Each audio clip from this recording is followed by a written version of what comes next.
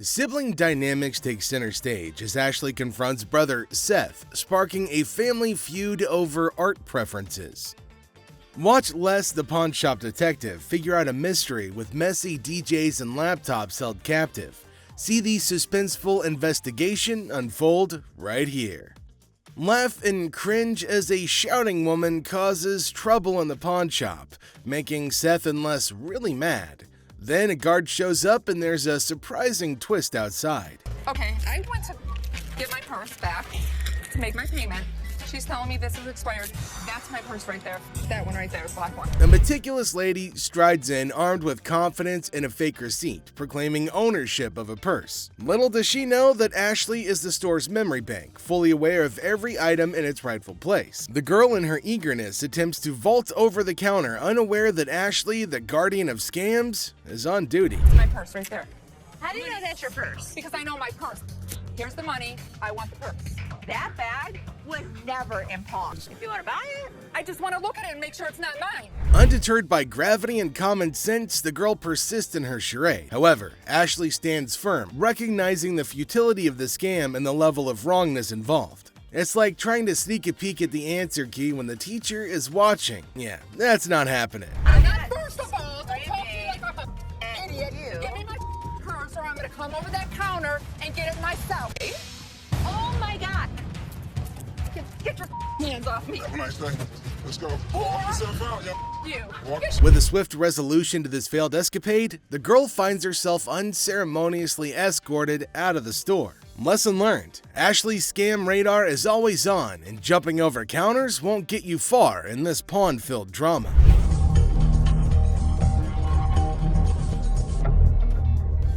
All right. Deal.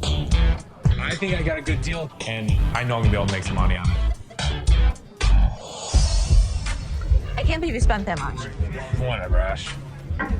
I am fuming. My brother just spent $800. Enter the family feud. Ashley drops the bomb on her brother Seth, calling him a hypocrite. But why? Well, he casually throws around $880 for a painting, while Ashley, according to her, can't even snag a deal for $30. Sibling dynamics at their finest. But he'll yell at me over a $30 buy.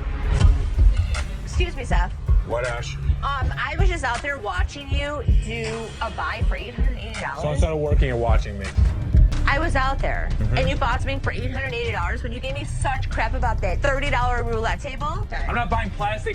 I'm buying stuff that we can actually resell without a problem. You will never resell that. They will sit in the back and rot. Are you kidding? We'll put it I around am the not showroom kidding corner. at We're all. gonna make $1,000 plus on the Really? deal. Really, Ash? You know I'm gonna be upset. The plot thickens as Ashley confronts Seth about the apparent double standards. She probes into the intricacies of spending $880, questioning how bad it could be. Seth, in classic sibling fashion, argues that his purchases are all about resale value, a concept he conveniently forgets when it comes to Ashley's shopping habits. According to him, he's the revenue guru. You are just a hypocrite.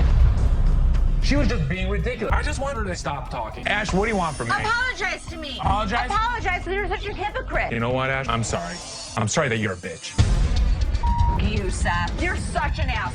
I am not going to forget this situation anytime soon. Seth better watch his back. Things heat up as Ashley demands an apology. Seth takes a nosedive into being the ultimate a-hole, apologizing for an $880 buy. Oh no. Instead, he hits her with a sorry not sorry for her supposed attitude, topping it off with a charming label. Well, let's just say that it rhymes with witch. Sibling rivalry reaches a whole new level on this show. There's two guys out here that are saying they were scammed out of their laptops, and that whoever did it is working with one of our guys. You want to come out and talk to him? All right. Thank you.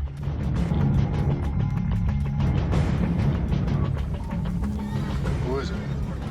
Les is hit with some unexpected news. A few guys claim that they've been pawned by a girl from the staff. Les, ever the detective, approaches the situation with a mix of suspicion and humor, wondering aloud if he's either unintentionally swindling customers or if bizarre customers have taken up a new form of thievery. Tell me. She pawned 2 of our laptops, and she told us she was gonna Bring them out to the back. some of it. Yeah, we don't. Okay, wait. You pawned something. Yes, she had to take it to When her did you store. pawn it? Today. Today. She Okay. had to take it to her store. And the money? Yes. These two kids come in and talk about have some girl pawn 2 laptops. The plot thickens as 2 disheveled DJs step into the scene, laptops held hostage. The atmosphere turns somber as the weight of the situation sinks in. It's a strange occurrence that has everyone wearing expressions of confusion and concern. Les, with his seasoned cool, casually queries about the laptop's ownership, revealing they're registered under the mysterious girl's name. Split the money 3 ways, and one of my employees was gonna walk it out the back door. Either this is a new way for my employees to steal from me. To contact the owner because we want to. I am the owner, I'm just trying to switch the ticket so she can't have them. and it's in her name. No, that's why I wanted to know if I can't do it. The tension rises, but Les doesn't crack under pressure. Maturely handling the situation, he asserts that he needs the lowdown to work his magic and get those laptops back where they belong. It's a pawn shop mystery, and Les is the detective determined to unravel the peculiar case of laptops and loyalties. Because your sign is saying that I can get 30 days of free cash. If you're a new customer with us, first 30 days, you can get interest-free loan. You only pay $1 for storage. But it's saying if I brought a friend with me that I can get 30 days of free cash. It's for an interest-free loan. Okay, so there came a woman at the counter. Let's see what she's gonna come up with. Is she asking for free money? I think she might possibly be mad, though it is kind of funny that she's got enough courage to come up and ask for money without investing anything. Now, the lady at the counter frowned and asked her if she paid or not. Intriguingly, she hasn't paid anything, but she's still asking for money. Holy shit, what's wrong with some people? You're just misreading it. No, It's you're your misreading problem. it. That's not what the y'all sign is saying, bitch. It says I get free cash for 30 days in this month. You're not getting no free cash. Where does it say that? Who told you to get in there? You did. I'm not talking to you. I need my cash. I need my cash. It says it right here. Free cash. Oh, and to make matters worse, she started shouting at her. Everyone around started looking at her, wondering what the hell was going on. Seth and Les get a little furious as everybody's just standing around trying to figure out what's going on. She started bullying her, but the lady tried to explain to her again that she misunderstood the agreement and they're not just gonna give her free cash. But this lady's just not listening to anybody. Well, Seth then enters, so who knows what's gonna happen now. I brought my friend with me. If you get a loan and you refer a friend, you can get 30 days, interest free. That doesn't mean we're just gonna hand you cash. What do you have to pawn? Come on now. You don't have to talk. I'm the No screaming. Can you read? Read what No, it says. can you read? I can read. I can read. People was waiting to get her. You don't have to pawn. Shut the Les entered and asked her whether she read the whole document or not, and she was not listening and constantly arguing and pointing to them as if they had done something wrong. Meanwhile, other women decided to intrude, and oh my god, it's gonna be funny. Looks like they've all decided to have a fight in the pawn shop. Wonder how that's all gonna end. And it looks like Les is gonna join in too. The other woman that just jumps in the middle. You gotta get in line. People gotta get out your you gotta go.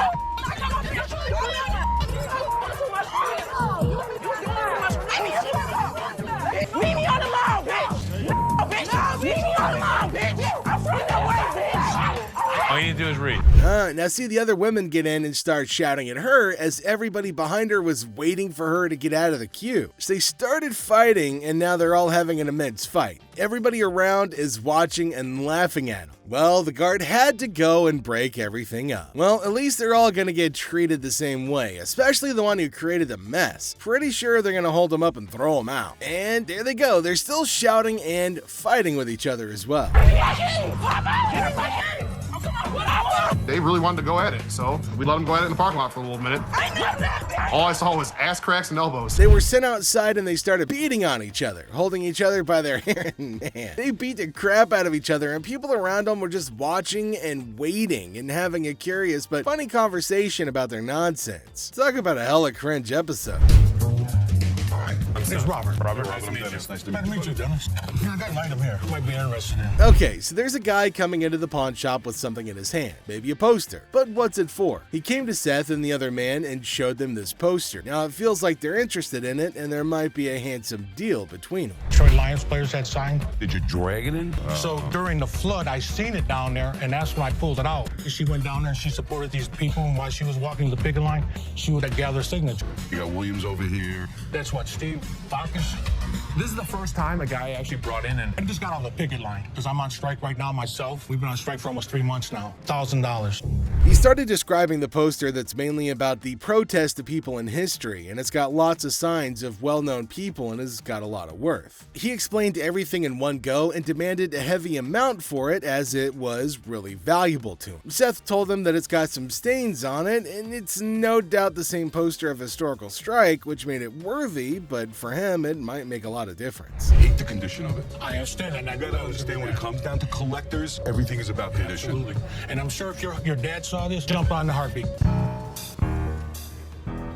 Seth and the man explained that it's not about the worth that he's asking for, in terms of thousands of dollars, but it's also about the condition of the poster, and it's not in a very good one. The man is continuously arguing that it's got signs all over it. If Les has seen it, that he'll definitely be surprised and definitely pay more than $1,000. Well, as for Les, he just came in. Sharper. They need to make an effort to close these deals quickly. Through my research in that, I seen personally that one just like this Minto, and he got $950 for it. Right, so if that was mint, why would you want $1,000 for this? He only had one signature. I have at least a dozen. But with this tear up here, Yeah, and the one condition thing, it's in. and the water stain on the bottom, it's just a hard thing to sell. Yeah, but even though it's in this condition, how many of it exist? Very rare. And it's uncertified. Right. You know. I'll sell for $5. Les judged the entire piece and told him that he's asking for too much, and later on they further described that it's torn from the top and the bottom, and it's also got damage and they can't pay more for it. But he still won't agree to pay for it. But he did say that he'd charge $500 off of the amount, but they couldn't reduce it any further. Value? Let's make a deal. $75? No way. Who's gonna buy it from you? I'll just put it back in my basement, let it collect dust. Offering you just $100 cash money right now wouldn't make a difference, you're saying? 200. Nobody in life is ever gonna offer you more than us. According to Seth, it's a historical and cool piece and might be a profitable deal for them. So he asked the man if they'll pay $750 for it. But the man was stunned and said that they're paying too little. He said that you should pay more, but Les is arguing that no one can pay you more than this. You change your mind, we'll honor the 100. Which would you prefer, 520s or a $100 bill? 520 seems like more, wouldn't it? 520s. That's to me. 520s right now. $100. Take it or leave it. 520s. I got Got a deal. $100. Thank you. All right, man. Thank you. There's no question. It's a one-of-a-kind piece yet. It's a little bit of damage on it, but it's got a lot of autographs. I know we're gonna make a profit. He asked for $200, but no, it's not going to be a good deal, and they told him to leave. The man in need got a severe shock and held up the poster thinking. Les again said that they can't pay more than $100, and after some time of quietness, they agreed to the deal. Finally, the happy deal was made.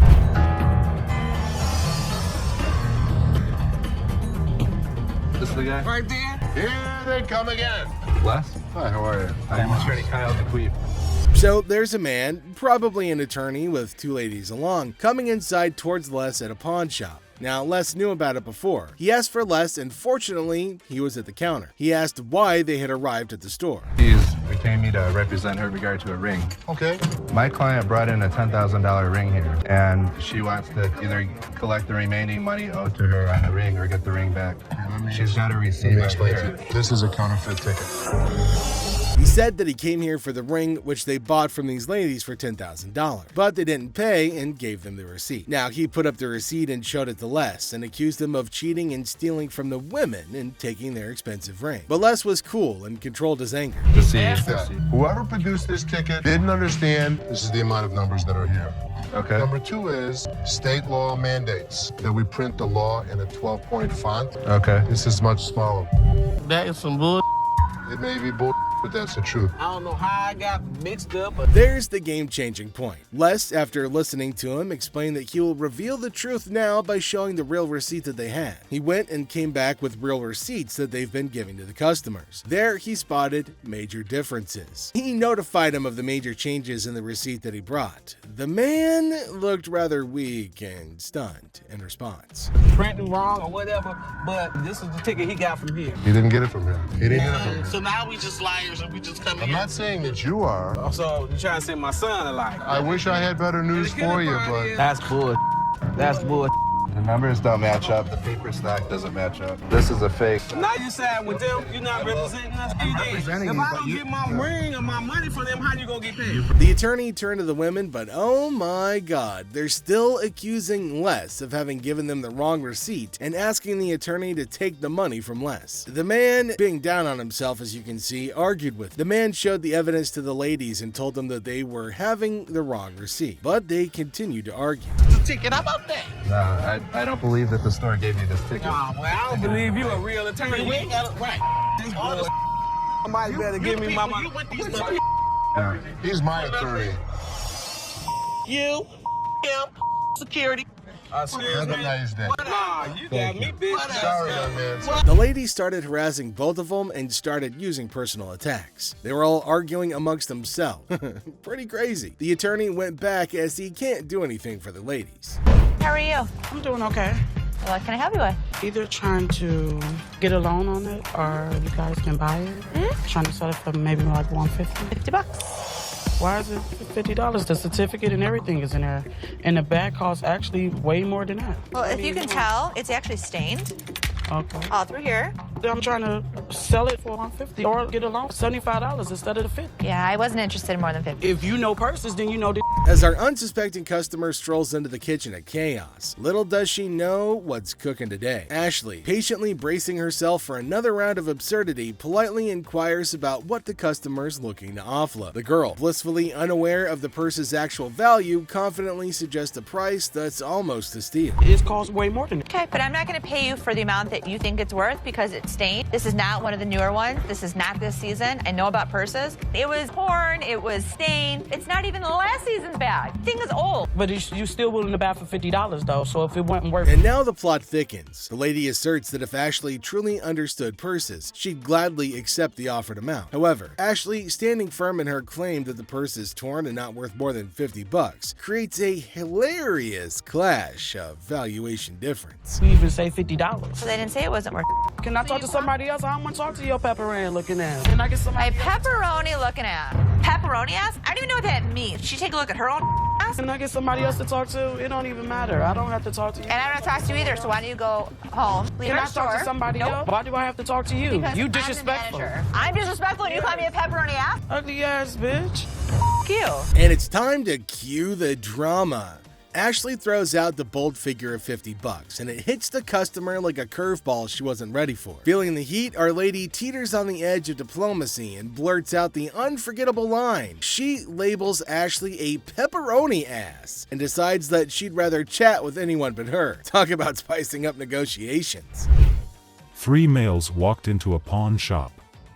One of the suspects stood at the door as a lookout while the other 2 suspects walked directly over to the display cases. So, like, these 3 guys roll into the pawn shop, just casually strolling in. The other 2 guys, they head straight to the fancy display cases. It's all got suspicious vibes.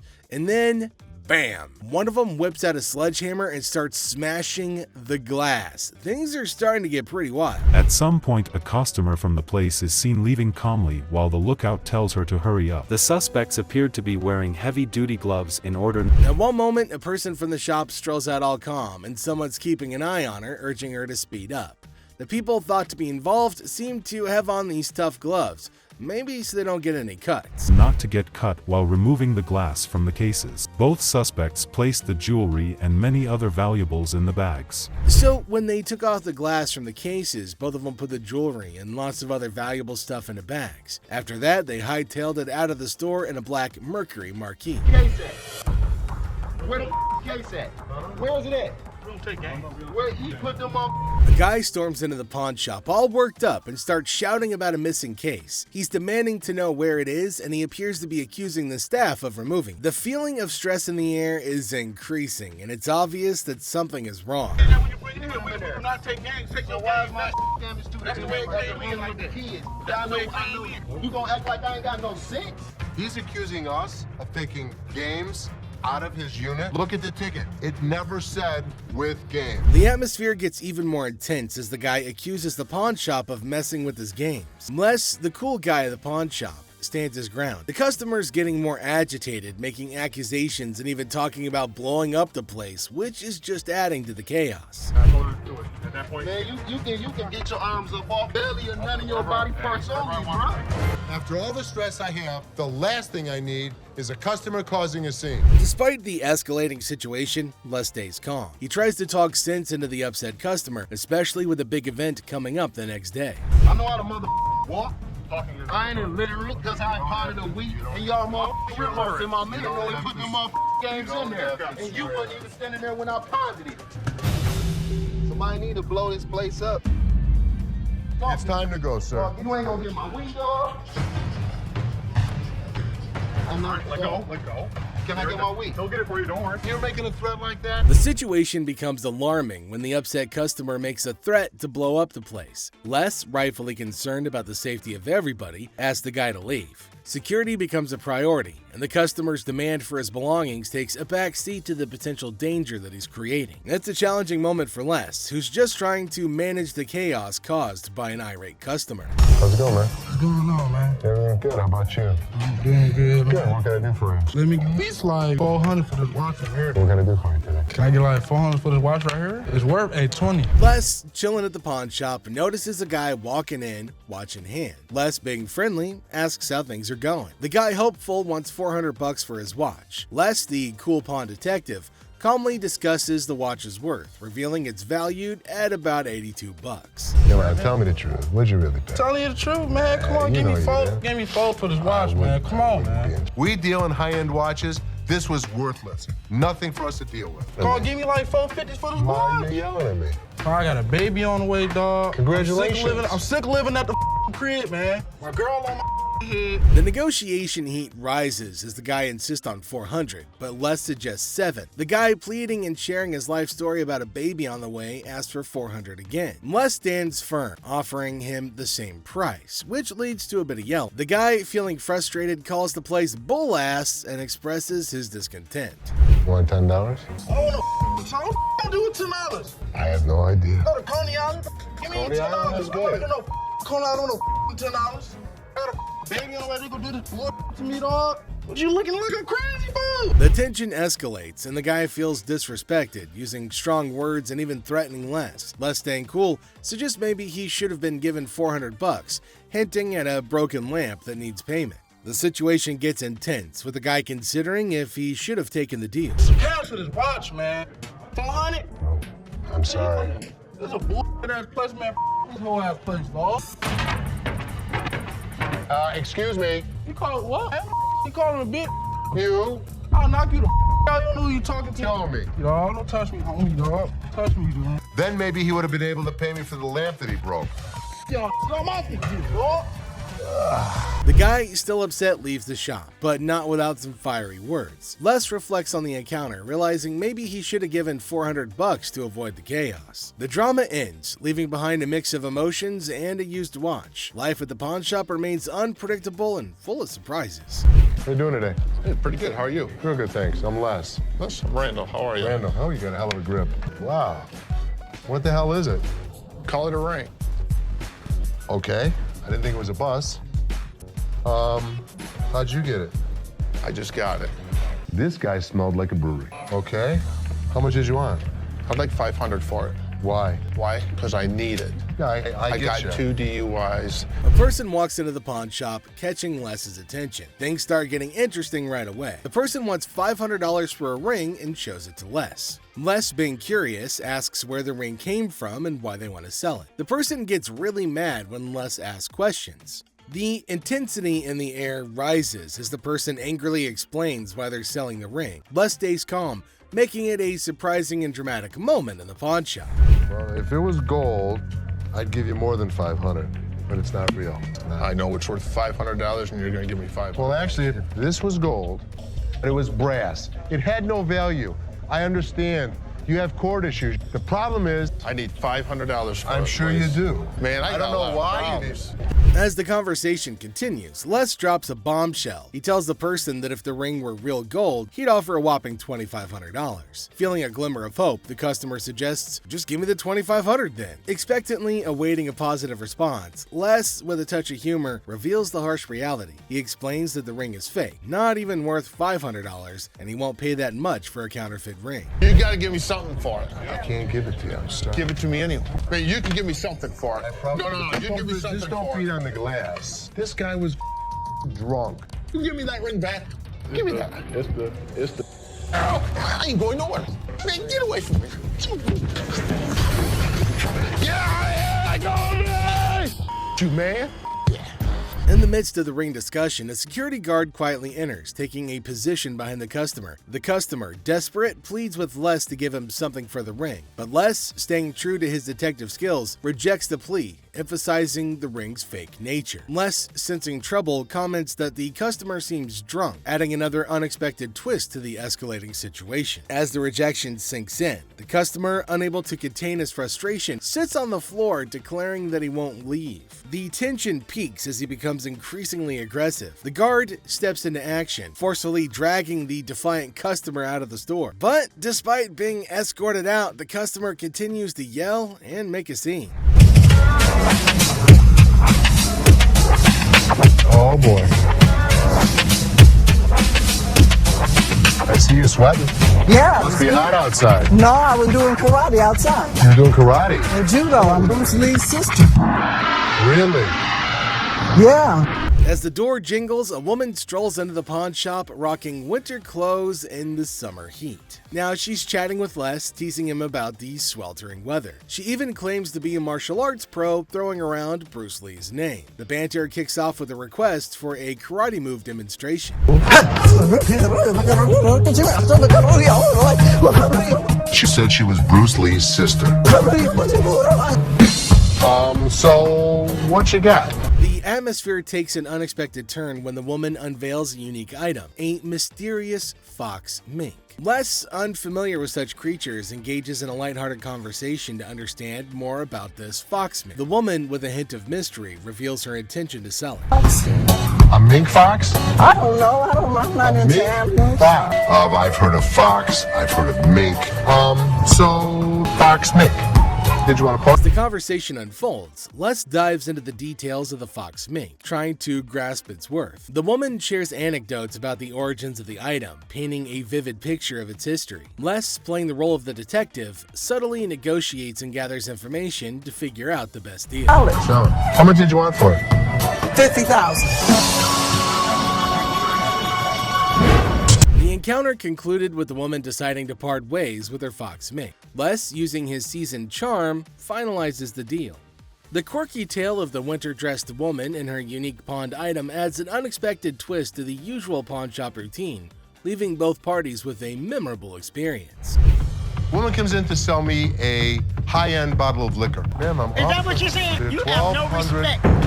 When you want to take a they're person when they 1,200 die, fit the liquor inside the bottle. and anytime you're going to belittle a person. Ma'am, I didn't belittle you. As the door chimes, the woman confidently walks in, clutching an empty liquor bottle. She aims for a bold move, attempting to pawn the bottle for a cool $100. Les, with his discerning eye, swiftly rejects the proposal, explaining that a filled bottle would fetch a better price. The woman, not thrilled with the response, raises her voice, demanding respect and expressing her discontent. I'll give you $100. It's not worth more than $100. Especially when you say I wouldn't give you $100. Don't you ever walk up to my dad. Hey, baby, don't point your and finger. life after this, don't you dare ever come in here again. In my face. I don't care, you're in my dad's store, and don't you ever think about coming in here again. Turn your ass around, badass out the door now. Nowhere Ashley steps up like a superhero. Now, she doesn't just cool things down, she straight up shuts the woman down. With confidence, Ashley tells her to leave and never come back. Suddenly, the chaos turns into quiet thanks to Ashley's quick and firm action.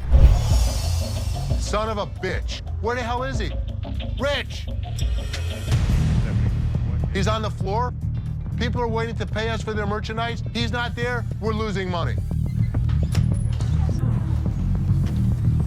I'd had Rich's back. In the heart of the pawn shop, Les faces a moment of frustration and disbelief. The absence of Rich, a trusted ally for over 2 decades, leaves Les feeling betrayed. The urgency of customers waiting to make payments adds to the tension, and the weight of loyalty becomes a central theme in this unexpected turn of events. Since the first day he came here, over 20 years ago. I feel betrayed.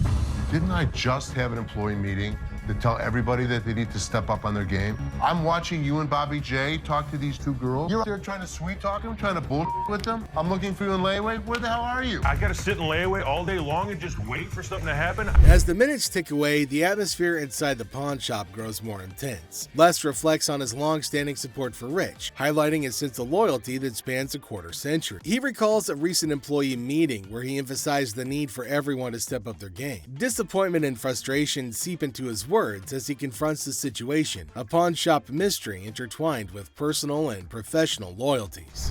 I'm watching you and Bobby J talk to these two girls. They're out there trying to sell their jewelry. You're out there trying to sweet talk them, trying to bullshit with them. They end up walking out the front door. You put me in a position that you were the next to go. In this pivotal moment, Les delivers a stern warning to a fellow employee, Bobby J. The scene unfolds with Les observing interactions and attempts at sweet-talking customers. The threat of termination looms as he recounts the consequences of letting down the team. The dialogue underscores the severity of the situation and the potential impact on job security. Tension rises as Les grapples with the repercussions of the unfolding events. Rich, I'm out. Tell your dad to off. You up your job. As the confrontation escalates, Les draws a line in the sand. The ultimatum is clear: compliance or termination. The final seconds capture the raw emotion and frustration of a loyal employee who feels unappreciated and misunderstood. He knew he was in trouble once we walked through that door. Joe, did you steal from me? Tell me the truth.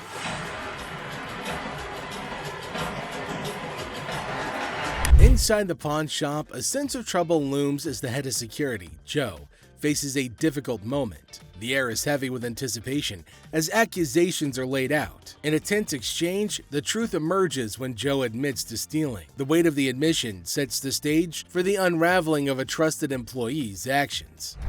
The detectives call in uniformed officers to put the cuffs on. And then he reaches into his pocket and pulls out an assortment of jewelry worth over $7,000. As the admission hangs in the air, the situation takes an unexpected turn. Detectives call in uniformed officers to apprehend Joe. A place built on trust is now shaken to its core as the true extent of the betrayal unfolds. You go this way.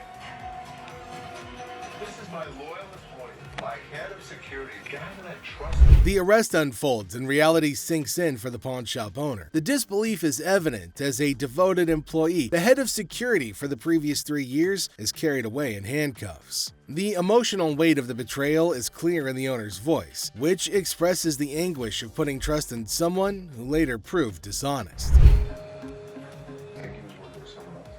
If he was, he could be anyone.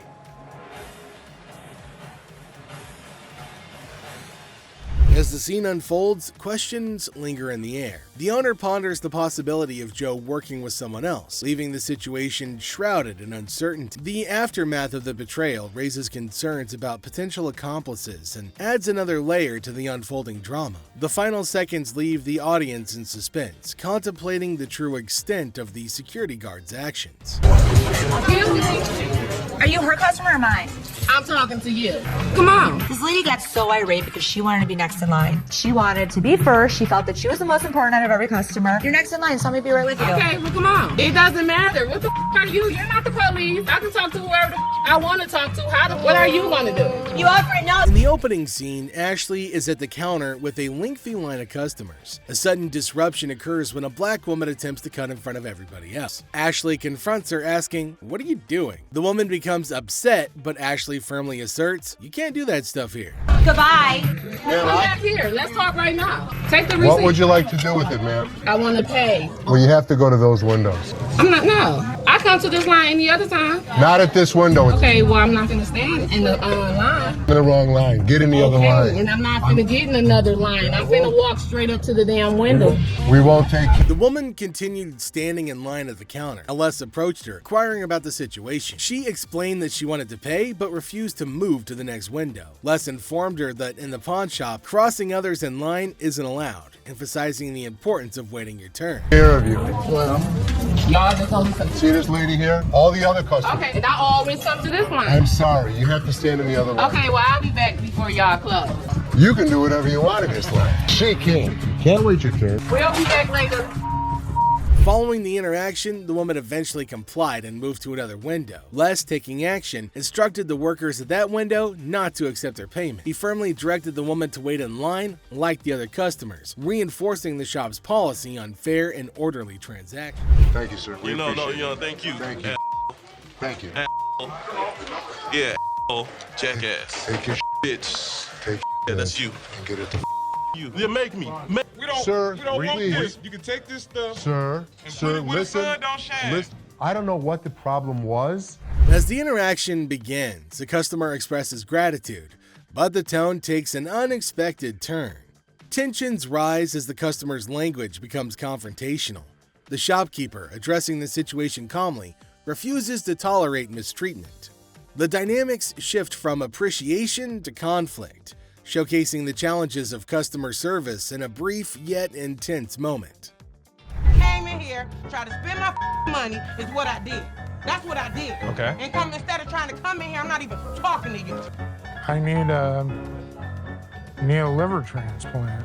Why? Seriously? They didn't even look at these cards. Sour Patch Kids. The narrative unfolds with the arrival of another customer, visibly intoxicated. The shopkeeper navigates the encounter with a mix of tolerance and assertiveness. The customer attempts to engage in banter, revealing signs of alcohol influence. The shopkeeper, unswayed, maintains composure and subtly addresses the situation, highlighting the challenges of dealing with individuals under the influence. I'm not even out here trying to get this $30. Not paying on my. $50 for that. Jeff, take him out, please. Better not put it in your car.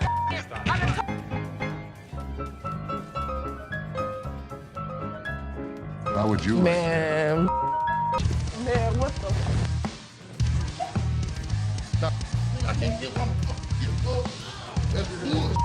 In this segment, a discussion ensues about cards and a potential liver transplant. The shopkeeper encounters a situation where the customer's intentions are unclear. Misunderstandings arise, and the shopkeeper skillfully navigates the conversation. The dialogue touches on humorous elements while portraying the complexity of communication in a retail setting. I might not make it in this stuff. What, is it, ma'am? Is it? I don't know. You tell me. Man, come on, you the dude with the ponytail? The wife's racking my nuts on the telephone constantly. Tie 2 earrings in your ears. Does it matter? Just take it off, put it with mine a little bit, let it get a little bit more weight to it, and go ahead and give me my money. Does that make sense? Right this way. You can't come back. Damn this! Go out my way! Damn one of y'all touch me! I'll break this. I'm more than happy to go to the ends of the earth for you. When you come in like an ass, you be walked out like an ass. The scene takes a surprising turn as the atmosphere shifts. The shopkeeper reassures the customers that, despite challenges, the store is dedicated to going the extra mile for them. The encounter, starting with tension, concludes with an assurance of excellent service. This final part encapsulates the roller coaster of emotions within a brief time frame, showcasing the highs and lows of customer interactions. You just walk today? Man, how you doing, brother? What's the deal on this TV here? This TV right here is $400. 400. Yeah. I was in here 2 weeks ago, sold you this mother for $90. Now you gonna ask me $400 for it, man? In the electronics section of the store, a customer named Robert engages in a conversation about a TV with the store employee. The casual tone sets the stage for what seems like a routine interaction. The customer questions the TV's price, sparking a humorous recount of a previous encounter where he claims to have purchased the same TV for a lower price. Are you kidding me? So you're making a $310 profit off me? Bull, man. Can I help you? Who are you, man? I come in here 2 weeks ago, just like I told this. Gentlemen. Do something with your hair, man. And then y'all gonna sell it for $400. You gonna make that much profit off me? As the dialogue unfolds, the customer expresses dissatisfaction with the marked up price, claiming the store will profit significantly from his purchase. A manager steps in, attempting to resolve the situation. Tensions rise as the customer questions the legitimacy of the price hike and demands a resolution, emphasizing the financial disparity between his purchase and the intended selling price. Brother, Where's your receipt? Can you not understand English, my No, brother? I can't, my brother. I don't believe that he wants a TV for nothing. I'll just take the TV, man. Right out this door right Sure you here, will. and I'll be gone. I would like to see you trust out here so fast. Trust out by who? Who are you? Les asserts his role, introducing himself and trying to understand the customer's concerns. The customer, however, remains skeptical, challenging the legitimacy of the store's actions. The language barrier becomes a point of contention as the customer questions whether the manager understands English. The atmosphere becomes charged with frustration and confusion. 2 Green Miles. You're talking luck, and they're not going to be happy. I ain't going out the door, man. Y'all ain't gonna put me on the door, man. I ain't going no. The customer threatens to take the TV and leave without making a purchase. The manager issues a stern warning, asserting that any attempt to take the TV without completing the transaction will result in immediate removal from the store. The confrontation takes an assertive turn, with both parties standing their ground. Once I get this TV. Get above me. Get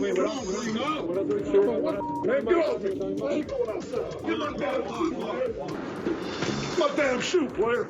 You got my shoe. You got my money. It's joint. This guy was acting like a total baby. He wanted attention, and he got it. Despite the warnings, the customer decides to leave the store, expressing discontent with the entire experience. He accuses the store of mistreatment and vows never to return.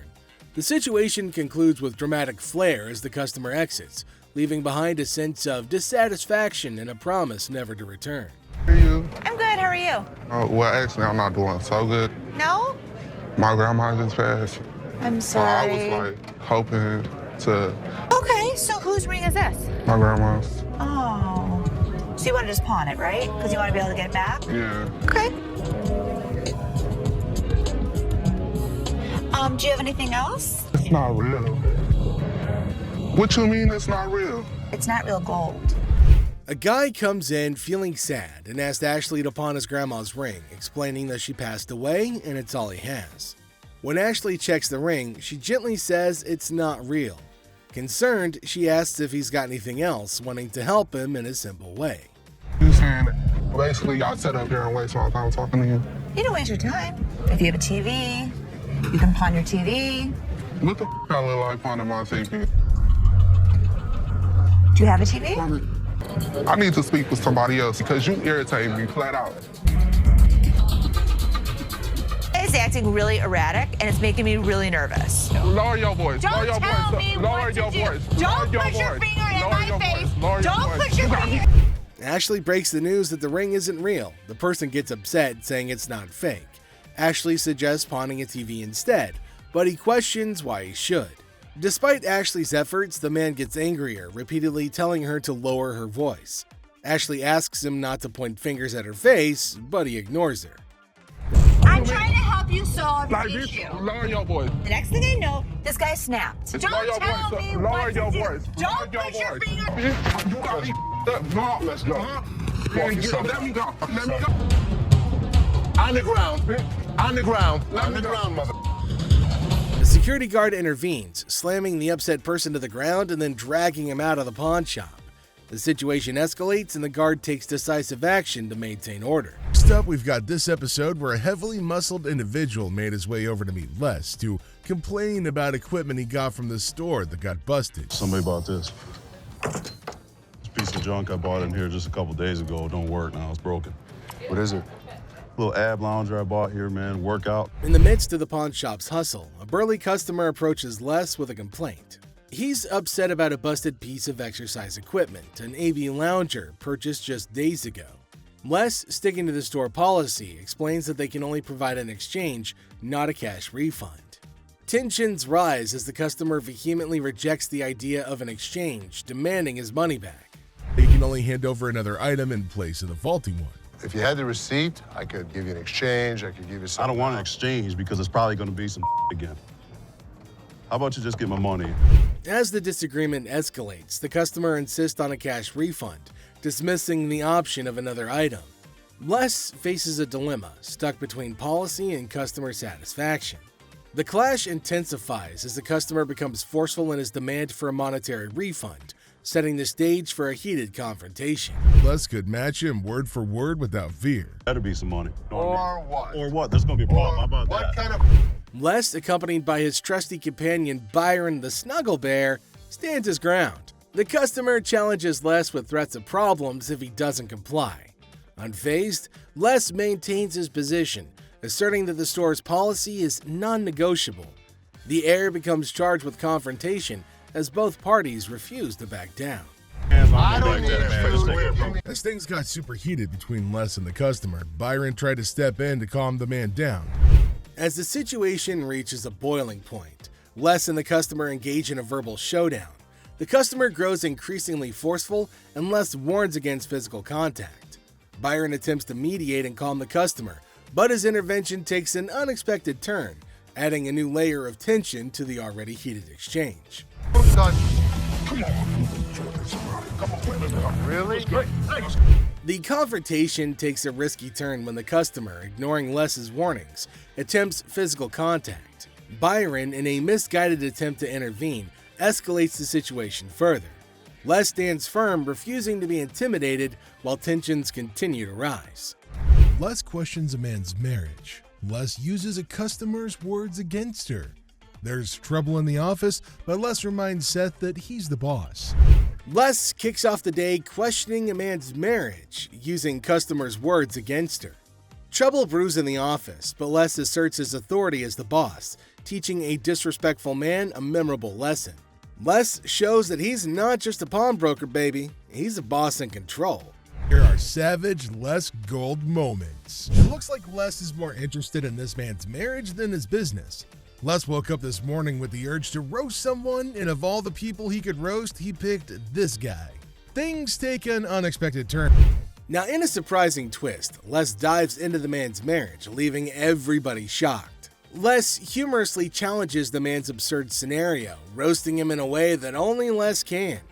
The man's attempt to buy an anniversary present with his wife's jewelry backfires, adding a touch of humor to the pawn shop drama. Get a watch for my wife's anniversary. Oh, it's not your anniversary too? Well, yeah, it is mine too. How many years you been together? 25 years. Oh, okay. How many good ones? So how did you get these? Well, we were going through some of her jewelry. And she said this belonged to my grandmother. They're not real. Les posts a customer's watch request, questioning the authenticity of the jewelry. Unfazed, Les detects the fake and confronts the customer's peculiar anniversary gift plan. The customer tries to defend himself, but Les, in his signature style, keeps it real and uncovers the truth behind the fake jewelry. But hold on a second. How come the old man wants to buy his wife an anniversary present with her own jewelry? That is one hell of a ridiculous scenario. What this man could have done at this moment is leave. But nope, some of these customers love to start drama. This is older than both of us. It probably is. But it was fake when it was made, and it's still fake. Les faces a customer who crosses the line, insulting his family. For the first time, Les takes matters into his own hands, delivering a stern warning. The tension rises as Les draws the line, showcasing a side of him that won't tolerate disrespect towards his loved ones. Man? Okay, I've seen your wife. Listen, mother, there's two things you don't talk about. What's that? My wife and my family. Oh, so here's the deal. For a moment, we thought... Two of you. Here's the deal. Get out of here. Two of you. I'll hurt you guys so bad. Sure you will. Better get in front. Sure you will. In a final showdown, Les lays down the law. With no patience left, he kicks the disrespectful customers out, warning them of dire consequences if they return. Les reveals his savage side, making it clear that disrespecting his family won't be tolerated under any circumstances. Hello, how are you doing today? I'm good. How are you, sir? That's good. I want to pawn this TV. I can go 100. Excuse me? So here's a guy who wants $400 on a $200 TV. What the is he thinking? People can help me move my stuff back in my mother's house. 100 is not going to do, sir. I need more than that. But I can't give you more. See, it's a used TV. A young man enters the pawn shop seeking to pawn a TV for $400. Les, the owner, declines the initial offer and counteroffers $100. The guy, explaining his need to move back to his mom's house, expresses that $100 won't be sufficient for his situation. You know, I have to get away. You see this? He did this last night. What did he do to you last night? He beat me up last night. You clearly don't see that. See, you know what? You about to cause me to lose my mother temporary. I try to give him the benefit of the doubt. I thought he had nice skin. He didn't have any bruises on him. I don't need to call security. You don't need to call them. What The guy made up a story about daily abuse from his roommate, seeking empathy upon the TV for his escape. Les remained skeptical, noting the absence of visible bruises, praising the boy's clear skin.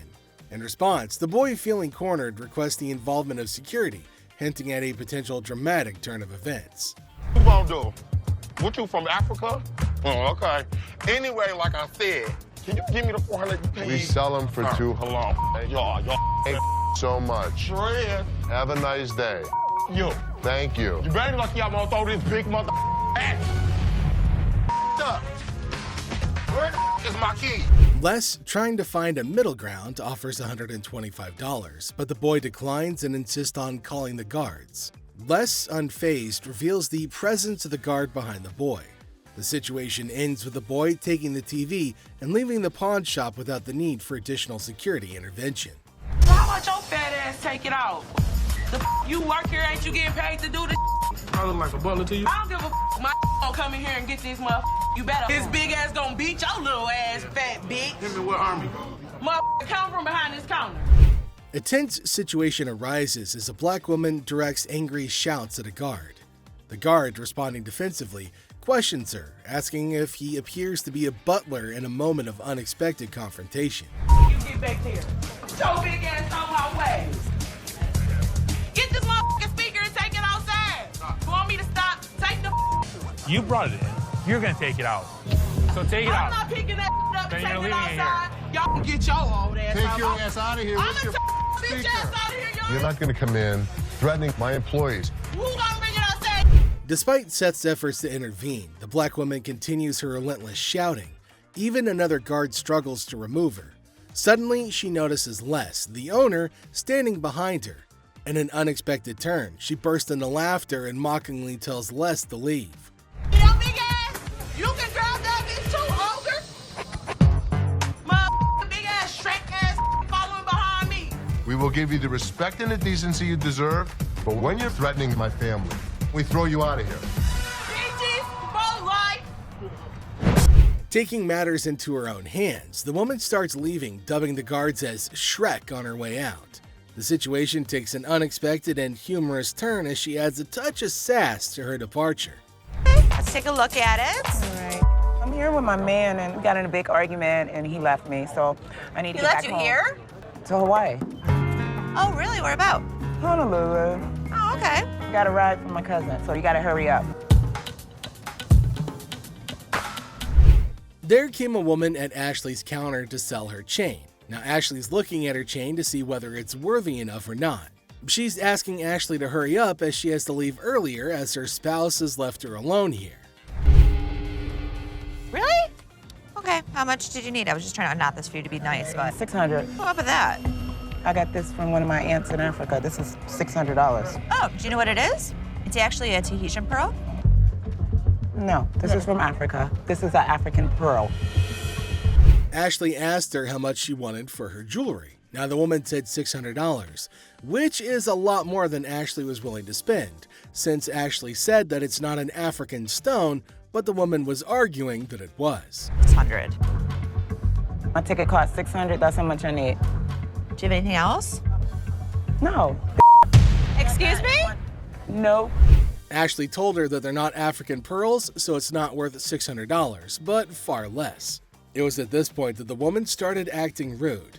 Ashley got shocked at her stupidity and rude behavior. Eventually, she started behaving really bad as Ashley got angrier. What's gonna happen next? 600 or not? You can't get 600 on this. Okay. And also, don't call me a bitch. So you mean to tell me that this ain't worth a mother thing? That's not what I said. It could be worth something. Okay, can I get $5.99? No. Some kind of problem? Okay. Exactly. Can I get $600 you or can't not? get anything. Okay, can I You get can't talk to her like this. You can't get... Oh, I left you now. Bitch, you don't know why. She then warned Ashley to pay her the money for the necklace, but Ashley refused and told her to get out. But this lady wasn't listening. She was continuously bullying and harassing Ashley. Security arrived in the nick of time to help protect Ashley. They asked about what was the matter, and after finding out about the woman resisting and having a hard time with Ashley, they decided it was probably time to get her to leave, which led to more screaming and shouting and yelling. I'm not leaving no place. Yes, you are. Oh, no. I ain't. Oh, yes, What? you are. What are you gonna do? I'll kiss my. Honey, you don't have that kind of money. All right. You. All of y'all. Bitch. If you want some help, talk to us like a human being. Outside. I'm leaving. Aloha! Who the they think they is? Them. Which then caused the more security guards to get her out of the shop. But she kept on yelling. The lady would not stop with the screaming and the shouting. Some jewelry for my daughter. Her birthday's in like 2 weeks. For sure. How old is she gonna be? She's gonna be 12. She's gonna be 12. Yep. Do you want a Kleenex? I've got allergies, man. I itch like super bad. I'm not picking it, I promise. Okay. We have a heart one. It's really pretty. Can I see it? There came a man to Ashley asking for something to buy for his daughter. Now, he inferred that she's about 12 years old and he wants something interesting for her. But he's constantly picking his nose, which was making Ashley cringe. He's not stopping from doing such cryptic things, but he's constantly doing it in public. Ashley asked him to let her know if there was something he was interested in buying for his daughter. Look at it. How much you want to spend? Like 100, 150, but 75. can I touch it though? That's bull. I was charging him like $75 on this watch just to give him a deal so he didn't have to touch it with his snotty hands. Can I see the sanitizer for a second? Now, the man selected a watch, but Ashley didn't want him to touch anything with his dirty hands. She asked him about his range and he said he wants something under $100, and the watch was $75. The man didn't agree to buy it. Now Ashley's just getting furious over his silliness. I'm gonna use sanitizer. Why don't you guys go yourself? I don't even care about the sale anymore. I just want him out of here. Ashley asked him to use sanitizer before touching anything in the shop, but he refused. Now this is going to be a very serious problem. They're probably going to have a fight. Ashley got angry and asked him to leave despite no deal. She just wanted him gone. She didn't care for the deal or profit, but just getting him out of the shop.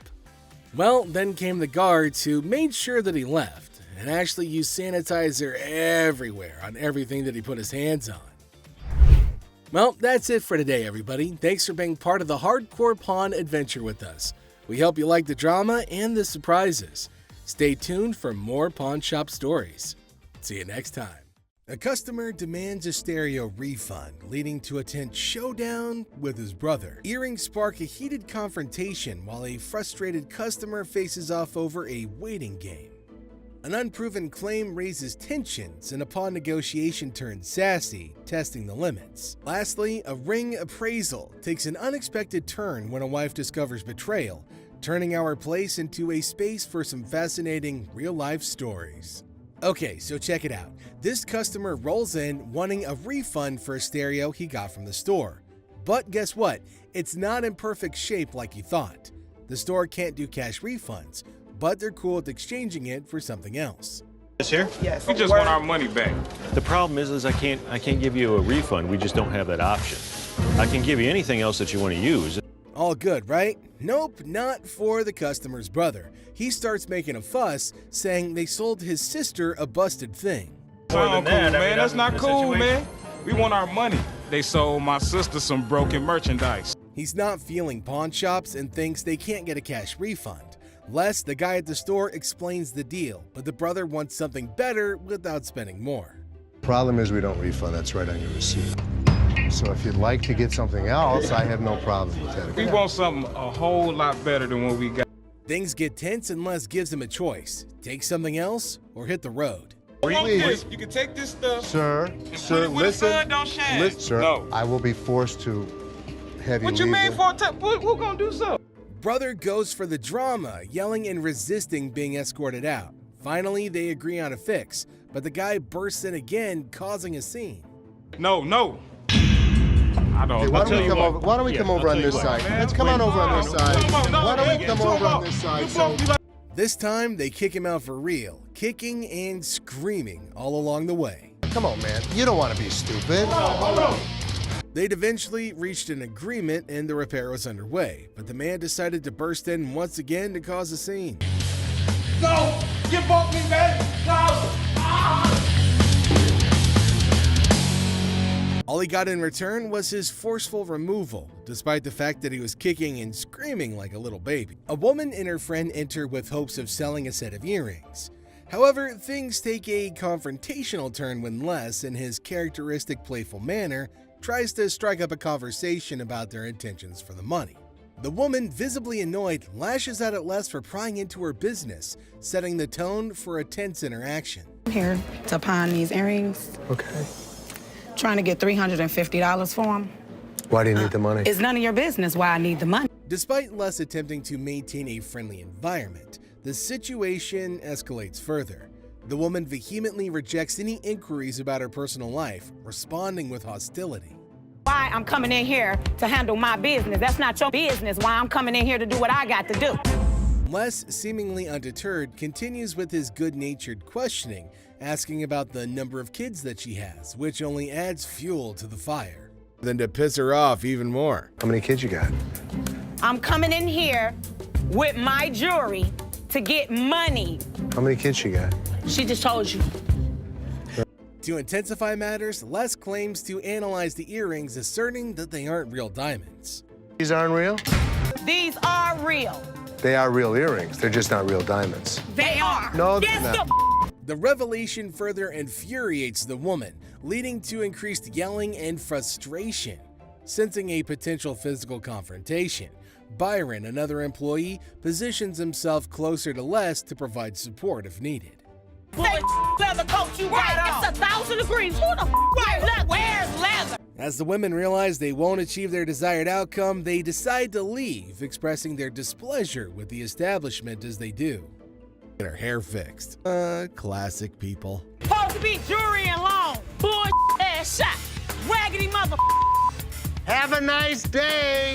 You bitch. Thank you. You damn. We got this livid customer going on a rant at the pawn shop, claiming he's been waiting for 2 hours. Been here for 2 hours, man. Then they got 11 windows. You got two working. How you doing? I'm finally here, you know what I mean? I've been in the line for like 2 hours. He managed to get his HD in, but Ashley, the cool and collected employee, is keeping it professional. You'd get out of here a lot quicker if you Hold on, signed what is it. this? What is this? What is what? This ain't what he told me he was gonna give me. What did he tell you he was going to give you? The guy's expecting $400, but Ashley's like, nope, you're getting 110. Our furious friend throws a threat like he's gonna crack heads. You're not getting 400, you're getting 110. Okay, well, you can't give me my 400. Sign that, and I'm then not I'll give you your saying money. You know what? Sir. See, you the type of motherfucker I've been caught outside and cracked you upside your head. Not cool, right? The folks at American Jewelry and Loan aren't vibing with that. Ashley's had enough, lays down the law, and says, respect or no money for you. Listen here, I'm a Go pimp. out front and get I'm a real your pimp. Go I'm out a real front pimp. I'll and put you get on. your back. I will put you on. Go Hold on, out you don't gotta front walk and up on get me. But this dude, he's got some wild stories talking about women on the street doing things for him. Get your You talk to me. You gonna talk to me with some respect. I got more women on the street out here hustling, doing things for me every night, every. Well, security's on point, keeping him at bay while he's still talking big. Y'all can't kick me out of here. Oh boy, someone's day at the pawn shop just hit a speed bump. Off this motherfucker, man. You feel what I'm saying? I know you just doing your job, big dog, but I drive with BMW. In another scenario, a woman, believing her husband pawned her $5,000 wedding ring due to financial struggles, approaches Ashley seeking its return. I was doing my husband's laundry this morning, and I pull his wallet out. There's a pawn slip from you guys. I put it back in his wallet. However, lacking a pawn ticket or any proof of ownership, the situation becomes complicated. Ashley, empathizing with the woman's plight, requests a police report or any documentation to validate her claim. The woman refuses, adamant about not involving the police, and tensions flare. I get why he did it. I just want to come in, pay for it, and get my ring back. Did you make a police report? No, I didn't make a police report. The hell am I going to make a police report for? I'm not going to call the cops on my husband. I'm coming to you to get my ring back. Facing an impasse, Ashley is compelled to ask the woman to leave. The exchange becomes heated and Ashley insists on her departure, prompting the customer to leave the store. Your butt out here and you assist me out. Please, bring it. That's all I want is my ring. That's it. It isn't that hard. Take your pretty little feet, walk your pretty little legs out here. You are nuts. Just go back there and give me my How hard is it? You can't just go back there and type in a name? Do you shut up for a second? Never shut up. Get the hell out of here. No, it's time to go. Up yours. We've got this customer dealing with some money woes and trying to hustle up a quick $100 by pawning his stuff. Issues that needed solving post-haste. I'm trying to get all my stuff out. So, what are you looking to do with that? I'm looking to get $100 for it to help me out. But here's where the plot thickens. The guy's asking for a Benjamin, but all Seth and Les can dish out is a humble $10. What the hell is that gonna do for you? $100 will help me move my out. It'll feed my dogs if I have to, wherever I find. Our seller buddy thinks that $10 isn't gonna cut it for his grand plans, like moving out and feeding his dogs. You know, fair enough, but that's the best they can offer. He tries to haggle for $50, but Les shuts it down, giving him a reality check. That's all Seth and Les can offer. What the do you mean it's gonna be a good start? The $10 isn't gonna be. Why couldn't you do 50 for this? Now, here's where things take a wild turn.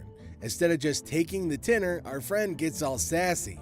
Les, not one to take disrespect, drops the cash on the counter, and you won't believe what happens next. Disrespecting me, trying to hand my back to me. I'm not having that. No. Are you kidding me right? The guy refuses to pick up the cash, calling it disrespectful. If I were to do this, that's disrespecting you. What the is your problem? Les, not having any of that nonsense, lays down the law. Pick up your money or hit the road. But our stubborn friend goes all, Pick it up. You want to treat me like a bitch? You're going to be the bitch. Pick my up. Pick my doll up. Are you insane? This dude walks in with a ring, wants an appraisal, but little did he know his wife was about to unleash some serious drama. Ashley's just trying to do her job, and suddenly, bam, it turns into a full-fledged soap opera. Right here. I also wanted to know how much you guys will give. This dude is literally sweating bullets, and his wife ain't having any of his nonsense. She calls him out for pawning her ring without telling her. What are you doing? He wanted an appraisal on this ring. On my ring? I'ma go grab me some popcorn, cue the drama. Bull. Why'd you take my ring? You're a liar. You needed bike parts and didn't have the damn money. And all of a sudden you got my damn ring. Oof, she slaps him not once, but twice. Ouch. Ashley's just standing there probably thinking, what in the pawn shop drama is going on here? Once? Wanted to know how much it was worth, that's all. Why'd you take my ring?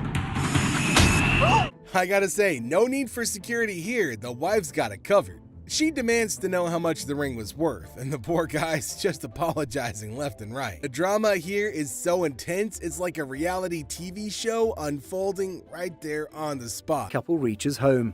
And I am dumbfounded. You're a idiot. Well, Yeah, he's it's the one that hers. gave it to me. It's hers. Just give him the ring. Thanks. Okay, hold on. This customer's on an entirely different level. Picture this, she walks into the shop wearing the coat that she wants to sell. Classic Shannon move, am I right? I'm good, how are you? I'm Shannon. Hi, Shannon. How much would you give me for this? How much you want? At least 1,000. Les asks her how much she's looking for, and Shannon's like, at least $1,000. Les throws out a cool 100 and she loses it, saying she wants more. 100 for this motherfucking coat? I want more than 100. But she claims the coat's made of fox, rabbit, bird, whatever she feels like saying. Made of. Okay, you got me up. It's fox. This is a rabbit, a bird, whatever the I want it to be. So the guys, being who they are, decide to troll her a bit, and Les even pulls in a fur expert who says it's worth $1. You gonna give her more than $100 on that? I would give her more than $1. What the $1? Hell, who the is he? He's my fur expert. Shannon isn't having it and causes a scene. Security gets involved, and she's out the door. Security too? There you go. Oh! Y'all motherfuckers don't know who y'all went up in. A female customer arrives claiming that her niece purchased a lovely earring from the store. However, upon closer inspection, she discovered that a diamond was missing. The catch? You guessed it, no receipt. Without proper proof of purchase, she hoped to return the earring and secure a refund. The diamonds was missing, and I wanted to know, can I get my money back? Do you have the receipt? No. Do gifts come with a receipt? Yeah. No, well, this one didn't. Ashley, ever the voice of reason, inquires about the receipt and the customer admits that she doesn't have one. Ashley explains the store's policy regarding cash refunds and, crucially, points out that the jewelry the customer brought in is fake, a type of item the store does not deal with. Tensions rise as the customer becomes impatient, demanding her money or a different pair of earrings. No cash refunds. One more problem that's really key to this whole thing. These are fake. And we don't sell fake jewelry. Well, it's Okay, gonna be hold some on a in here. second. Hold on, never Excuse me, anybody buying any jewelry from here? Don't get no more jewelry from here, because this ain't good. Hey. Bobby J, provoked by the escalating situation, engages in a heated exchange with the customer. I'm talking to him. I'm talking to Sir, you. can you help me? Can you give me my money? Can you give me a different pair of earrings? Anything. No. Oh, wait. No. Your short ass No. gonna tell me. Are you angry because your that I coat's so can't- tight? No, my coat ain't tight. You so little back there. I think it's time to leave. I think it's time for the back. Ashley attempts to defuse the situation by offering options for resolution or departure. Joe, making his appearance, assists in escorting the unruly customer to the front door. Receipt. It ain't no receipt. Finish listening. No. I think it's time to leave. I'm not going nowhere. I bet you are. No, I bet I ain't. This is Joe? Joe. How you He's doing, gonna Joe? show you to the front door. Wait a minute now. Get your hands I off. guess. Bobby J's dealing with customers hunting for an anniversary ring, but the vibe is a little off. I'm gonna pose my boyfriend. Tomorrow's our 6th anniversary, 6 years anniversary. Really? Yes. The lady drops a hint about her boyfriend, and the jokes start flying. 6 years? Bobby tries sizing up the situation, asking for the boyfriend's ring size. So, what size? Do you know the size that he is, or ring-wise? Oh, I thought you was talking about that size. I was like, that is too personal now. No. Ooh, awkwardness alert. He gets a little too personal and they play it off, but Bobby's cringing. Store. Now, I gotta practice now. I'm gonna pretend like I'm close to you, okay? Oh. Now, here comes the big moment. He's showing him rings, trying to keep it professional, but the tension is building up. In a bold move, the guy decides it's proposal time. Now, Tay, we've been together for a while. Will you marry me?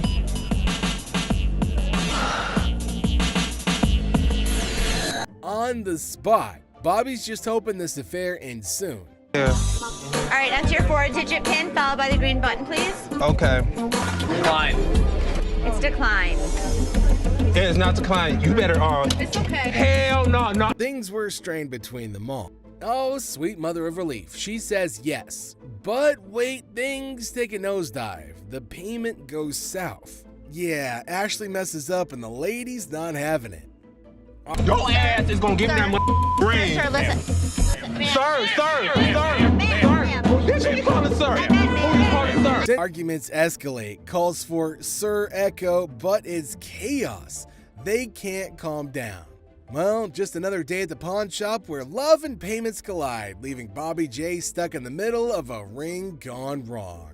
Sweet now. No, act like a lady. I am acting like a lady, but she gonna sit there and call me. No, she gonna sit there and call me. Oh boy, Ashley's in for a wild ride dealing with this lady trying to get some cash for her outdated tablet. The lady's asking for a whopping $500, which is like asking for gold when all she's got is, well, something like an iPad. Hello. Hi, how are you? Just trying to get some money so I can bail my man out. Ashley's trying to be cool about it, like, hey, it's not worth that much, not even close. She even gives the tablet back, and the lady's acting all offended. Like, serious lady, did you expect a pile of cash or something? How'd you come up with 500? This is a pad. I should barely get like 500 for it. And then here comes the classic move. I need to talk to the manager. But little did she know, Ashley is the manager. Well, cue the surprise, but the lady's still stuck on that $500 dream, and Ashley's like, sorry, not happening. You're not gonna talk? Where's the manager at? Where's the mother manager at in this building? She even offers a friendly tip, like sometimes what you want is closer than you think. But nope, this lady's not having it. It's me. So if you want... Who's over you, man? I want $500. Eventually, Ashley kindly asks her to leave. But what does she get in return? A no, I'm not leaving. So I'm gonna ask you to leave. No, mine. Run me mine and run me mine. Classic stubborn move. But hey, Ashley's not having any of it. She even hands her the tablet like a final reminder and tells her that she needs to go. You can leave. No, I'm not leaving. Don't put your mother hands on me. Down. Now what? This man's refusal to keep his receipt has led him to a dead end, and his only recourse seems to be attempting to intimidate the owner into getting what he wants. Frustrated by the lack of a receipt, he aggressively demands his money back, expressing no concern for the security personnel present. If you had the receipt, I could give you an exchange, I could give you something. I don't want an exchange because it's probably gonna be some again. How about you just get my money and then we won't have any more problems with this, but I don't have any problems now. Despite the escalating tension, Les stands firm, emphasizing that without a receipt, there's no possibility of a refund. Not gonna do anything. I'm not gonna do anything. And you can back off too, man. Like all this security great. standing around or whatever. I don't give a rat's ass about that. Well, we don't give a I want rat's my ass money. either. Like I I'll said, even there's do no that. receipt. There's no money. There better be some money. You know Or what? what? Or what? In a misguided attempt to bully Les, the man overlooks the fact that security, including Byron the big snuggle bear, is right there. Bro. You give me the receipt, I'll be more than happy to Like I give you said, I money. don't have the receipt. And I don't have the money.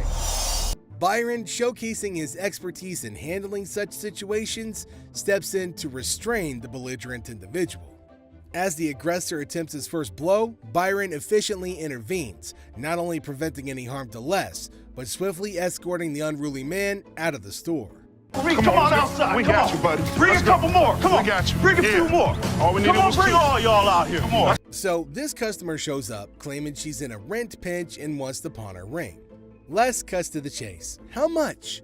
She shoots for $200, but Les counters with 80. I was coming to pawn my ring because I have to pay my rent. It was due a couple weeks ago. How much did you want, man? $200. 200. Well, what I can do is I can give you 80. $80. $80. I'm not just about to let you have this for $80. I paid $500 for this. Now she's not having it, insisting she get paid $500 for the ring. Les tries to educate her on how pawn shops work. They can't offer more than they can make back on a deal. But this lady is off the rails, losing control. She's determined to get what she wants, even if it means crossing lines. Understand? How would you? Man, what? Les remains unfazed, thanking her for the spectacle that he just doesn't give a you-know-what about. Thank you.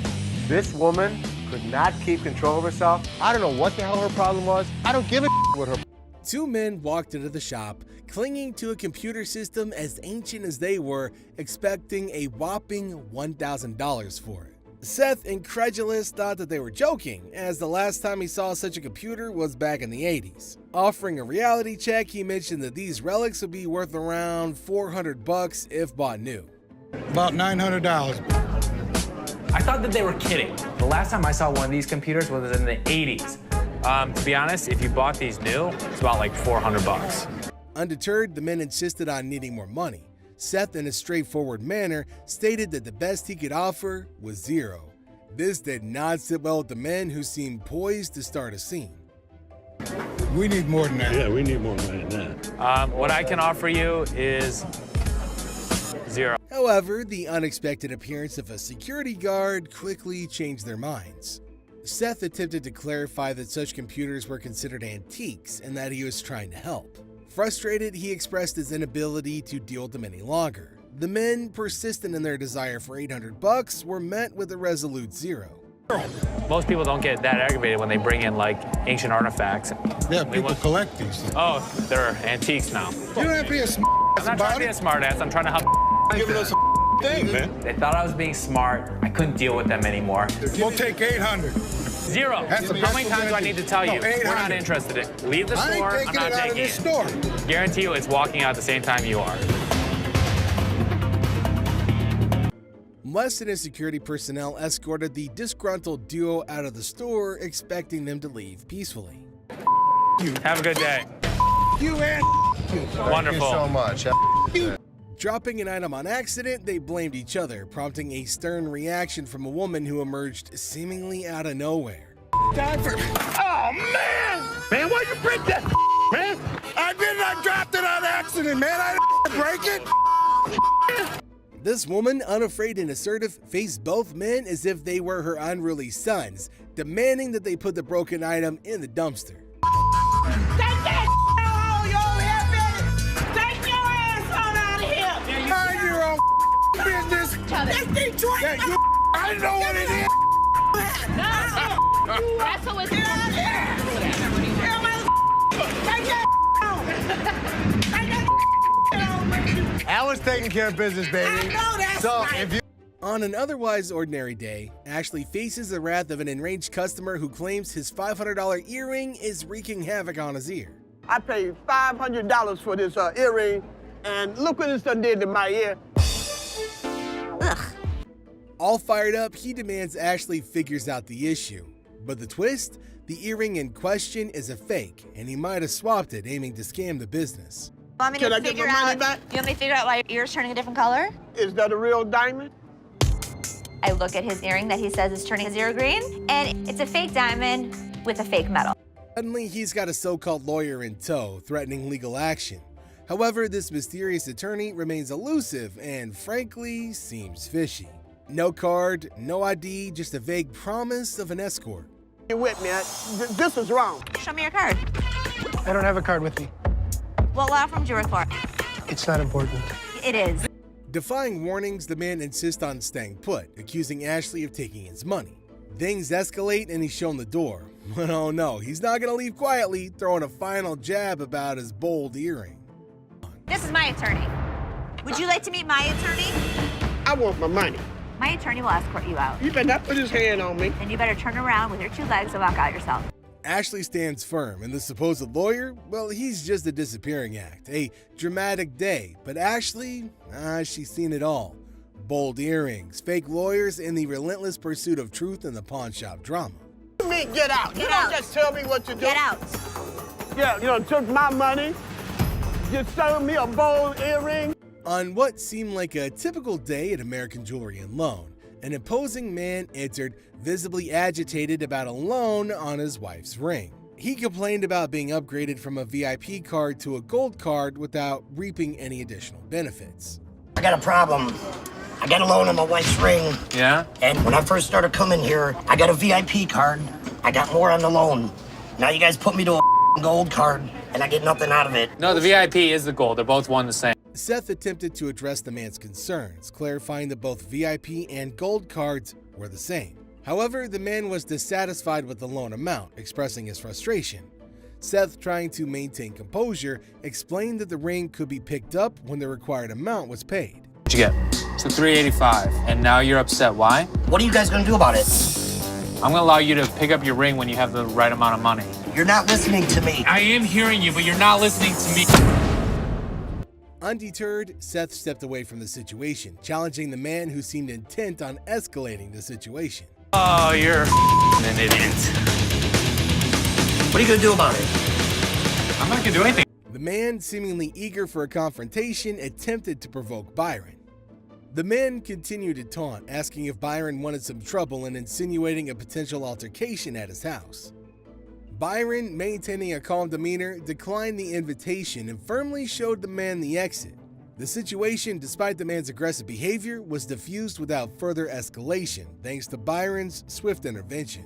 Whatever you got to bring. Come on! Where are we going? My house, right up there. I'm not going home with you. No thanks. That's what I thought, bro. you thought right. This. Hello!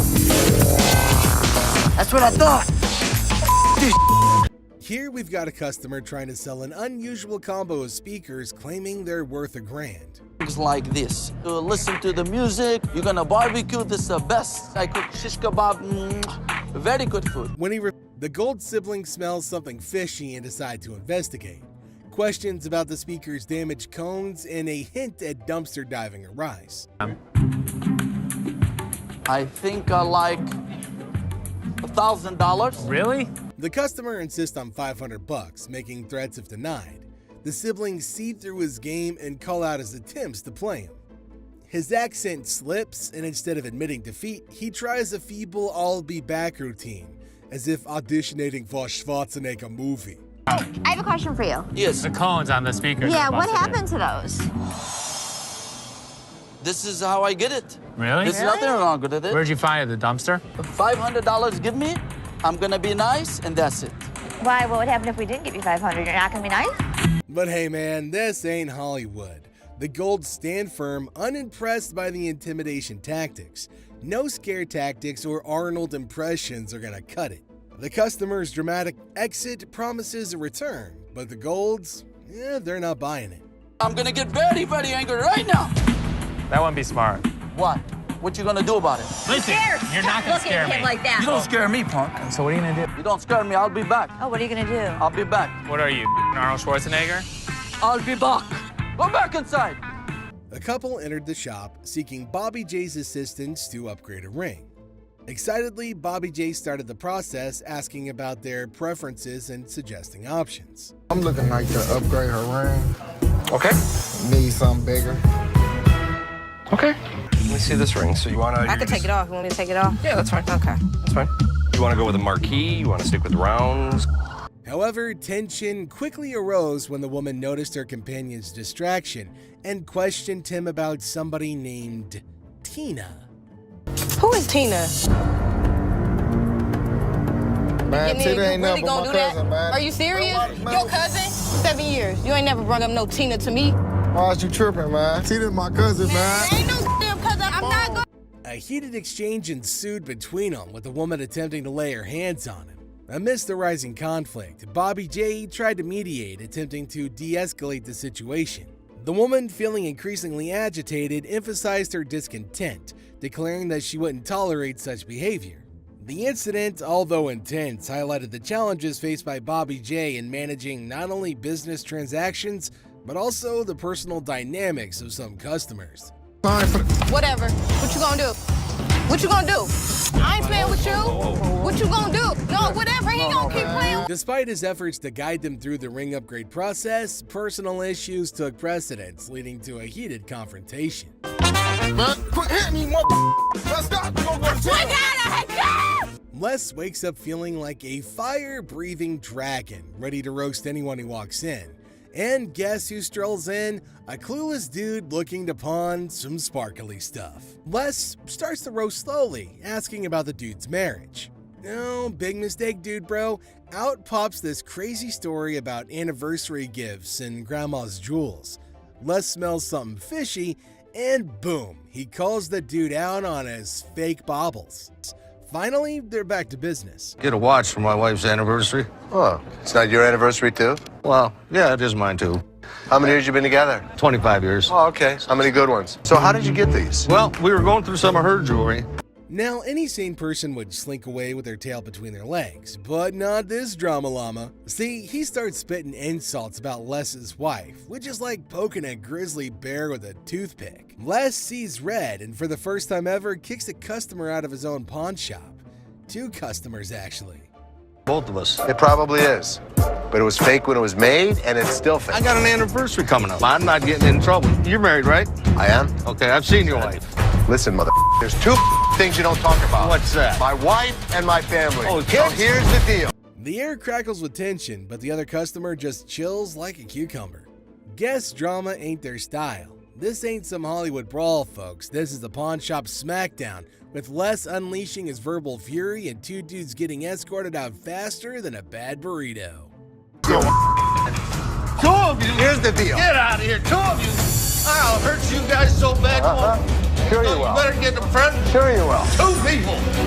It's evident that the Gold siblings don't have the best relationship, and in this particular episode, Ashley decided to interfere with a potentially profitable deal for Seth. The customer brought in a valuable 1970 Detroit Tigers autographed baseball, hoping for a fair deal. How'd you get it? My grandfather left it to me. This is a great collector's piece. It's signed by not only L. Kaline, but Norm Cash. For the right price, I'll be able to make a huge score on it. Seth, recognizing the item's value, was negotiating smoothly until Ashley barged in, disrupting the flow. Ignoring the potential earnings, she proposed a mere $250, significantly lower than the customer's expectations. Seth, aware of her intentions to provoke a conflict, tried to salvage the situation, suggesting a more reasonable $500. Looking to have a good time down south. Yeah, but you're not bringing me something that's worth about $1,500. To me, it's worth more than that. But why? You're not an avid Tigers fan. What have you got here? I've got a 1970 Detroit Tiger autographed baseball. How about $250? $250? No way. No way. Ashley persisted with her lowball offer, causing confusion and frustration for the customer.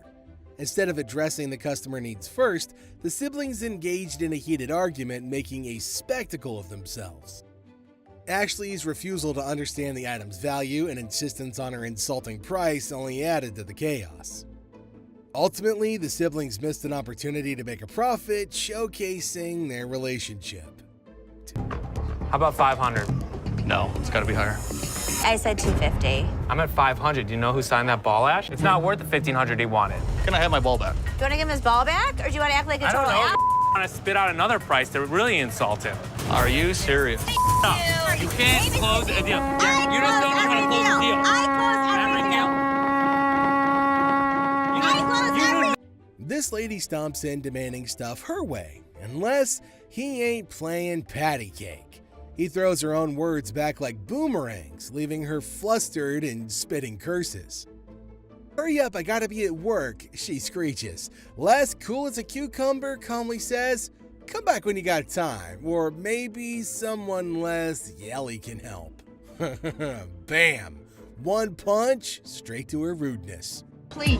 So I gotta be working 3 o'clock, so please. Ma'am, do you want to come back when you have more time? Can you get somebody else to serve me? When you're screaming at me, I'm not going to speed up the process. How many more times did I tell you? Yes, I want my store credit. Couple more times. Well, I guess Just a so, couple. because she showed not listening. Just a couple times. And I hope you have fun with your thousands and help burn with you when you burn it. Oh, but this lady, no, she ain't backing down. She throws around threats like confetti, wishing fire and brimstone on Les. Now, Les ain't no saint, but nobody deserves that kind of abuse. He shuts her down quickly. "I won't be disrespected." Boom. Another verbal jab from the man himself. Burn with you when you burn it. When she talks about when I die that I'm gonna rot in hell, I'm not gonna allow anybody to abuse me like that. The air crackles with tension, thick enough to slice with a butter knife.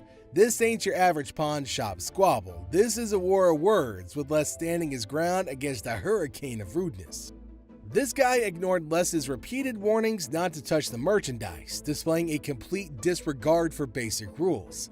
Les, trying to prevent any mishaps, urged him multiple times to leave the items alone.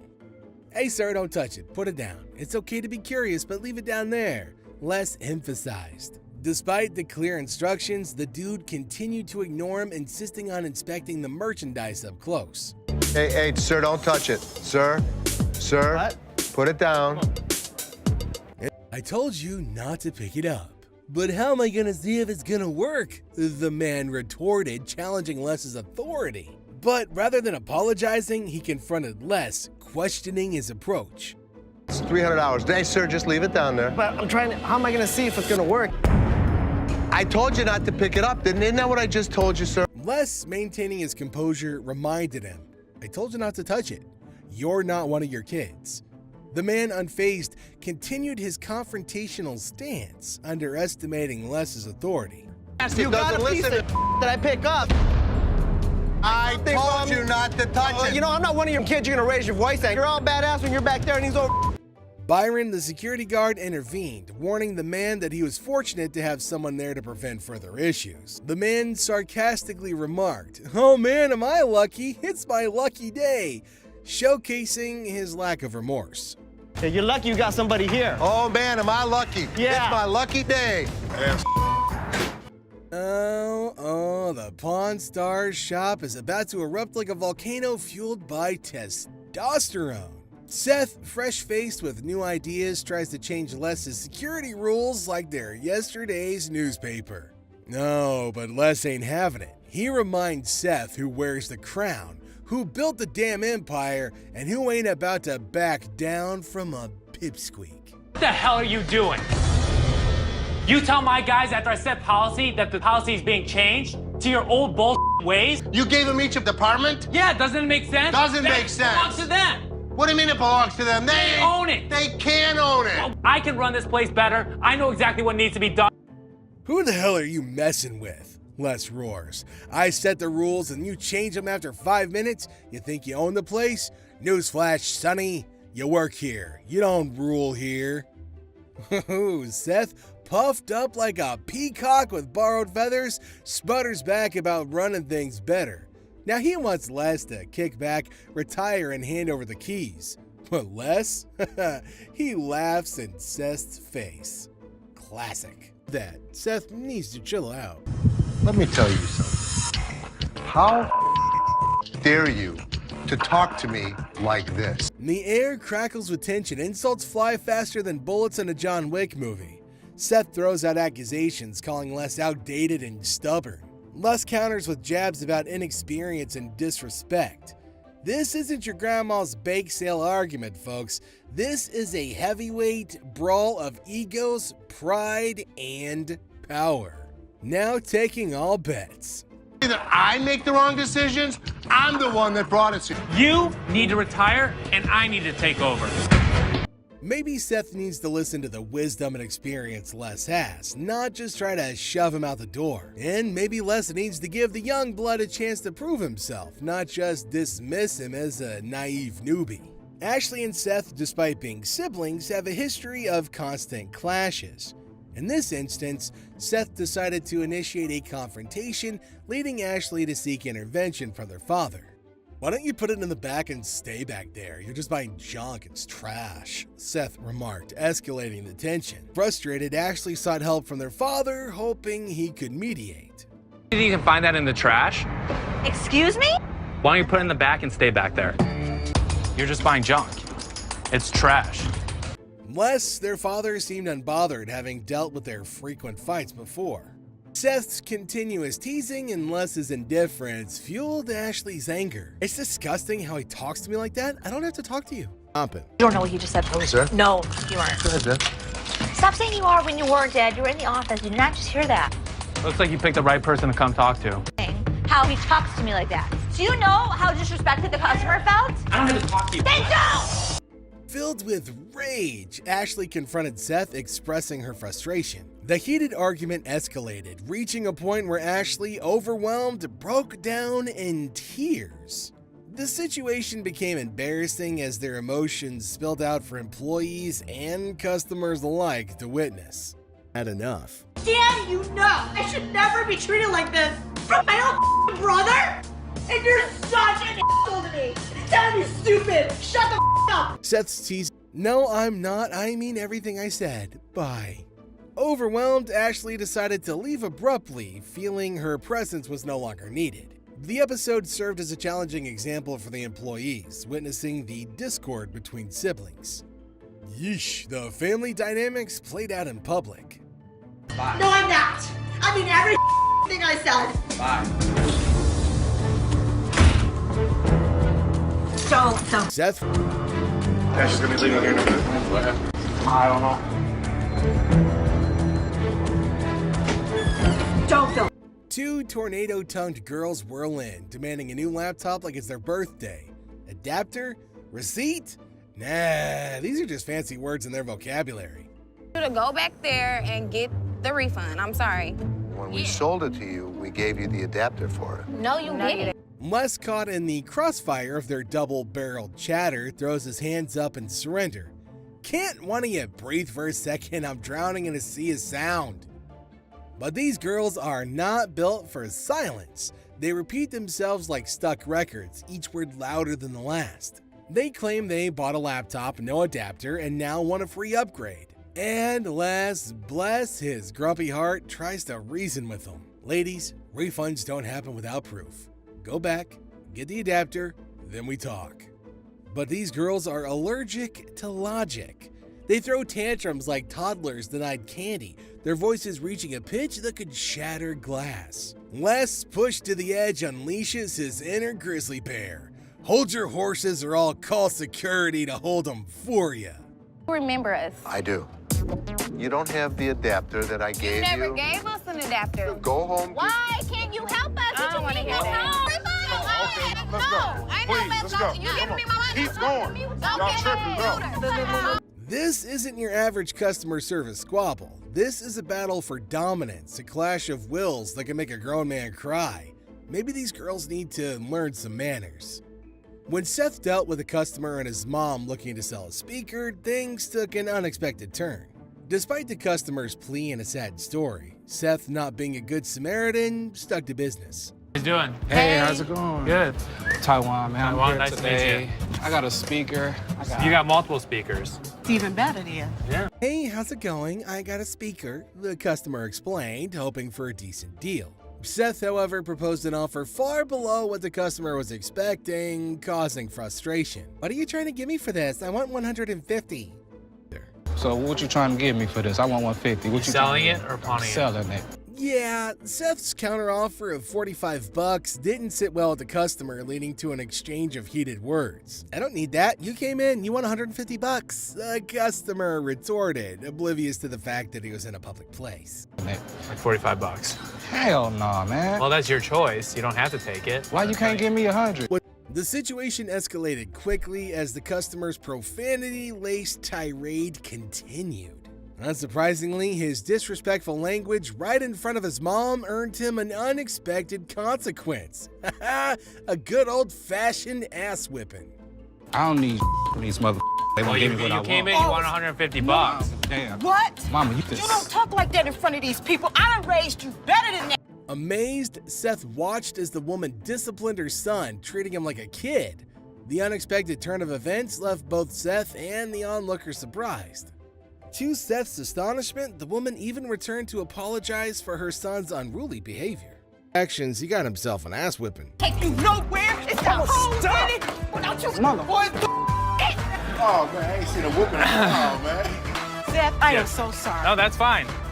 I apologize. I appreciate that. Thank you. Thank you. Handling my security staff. Seth's patience is hanging by a thread as this customer blows in like a hurricane, demanding her computer. No pawn ticket, no ID, just a whole lot of bad attitude. I'm here to pick up my computer. Sure. I lost my pawn ticket. Okay. You have ID? No, I gave it to the lady over there. I gave my ID, I waited, I need my computer now, she hollers, each word a frickin' sonic boom. Seth, bless his soul, tries to navigate the storm, gently steering her to the right window. But this lady's got a temper that could melt solder. You're ready. I just walked over here and waited a moment. Okay. How many moments did you wait? Are you an idiot or something? I'm just trying to understand what you're saying. I need my computer. Well, she gets her computer, takes one look, and ba-boom, the volcano erupts. It's scratched, stained. This wasn't like this before. Her accusations fly faster than a pawnbroker's calculator. Seth, now juggling exploding customers like a circus clown, tries to calm the waters. I would like to get my computer, please, because he can't understand. I need you to sign. Here you go. Here you go to $247. But this lady's got as an insatiable an appetite for drama as the blue friend does for cookies. New computer. I want another one. Ugh, she screeches, pointing the finger like a loaded weapon. Ooh, and Seth at the end of his rope sees red. You scratched it, lady. Watch your back. Oh, no. I need to see somebody up in here. Yes, ma'am. Yes, my computer's all stretched up and stained up. It wasn't like this when I brought it here. It says scratch. No, I did not bring this computer in here like this. I want me another computer for me. That's an Apple. What a talk about some tension. Thick enough to cut with a spork. Insults volley back and forth, each one sharper than a pawnbroker's wit. Holy crap, this isn't just customer service, it's a verbal gladiatorial arena. You scratching all over. Watch your back. Nah, watch yours. Let me get that door for you. There you go. Get that my ass. I think we're gonna get a twofer. Kick all this. When this customer crossed the line and threatened them, Les swiftly had his security team remove the unruly man. Despite the initial confrontation, the situation took a foolish turn as the man decided to escalate things by sending death threats their way. To threaten them, Les had his security haul him out immediately. Yo, look. You gonna what? You heard what I said. I didn't hear what you said. Tell me what you're gonna do to me. Watch your Get your hand out of my... You're gonna what? Tell me what you're gonna do to me. The man's aggressive behavior continued, leading to security promptly intervening to prevent any potential harm. The man's absurd threat to kill them raised serious concerns about the safety of everyone involved, when he decided to send death threats their way too. Kill you, motherfucker! Who you gonna kill, huh? My face. Who you gonna kill, huh? Get out my face. Quick to react, the security team subdued the man before he could act on his threats. With law enforcement on the scene, the fear of facing consequences seemed to have a sobering effect on the agitated customer. It's pretty amazing how a night in the local jail can change one's perspective for the better. Ashley reported the incident, emphasizing the severity of the threat, and the officers took charge of handling the situation. The presence of law enforcement likely contributed to the man realizing the serious repercussions of his actions. Hi, I have a threat up here at American Jewelry and Loan right now. So I was standing behind the counter, and he came up screaming. My security guard came in and started escorting him out. As he was going out is when the... Despite his initial rage about losing his belongings, the man seemed to backtrack a bit, attributing his outburst to venting frustrations. While it's not an excuse for threatening behavior, it sheds light on the complex emotions that can arise in intense situations. I was mad because I lost all my stuff.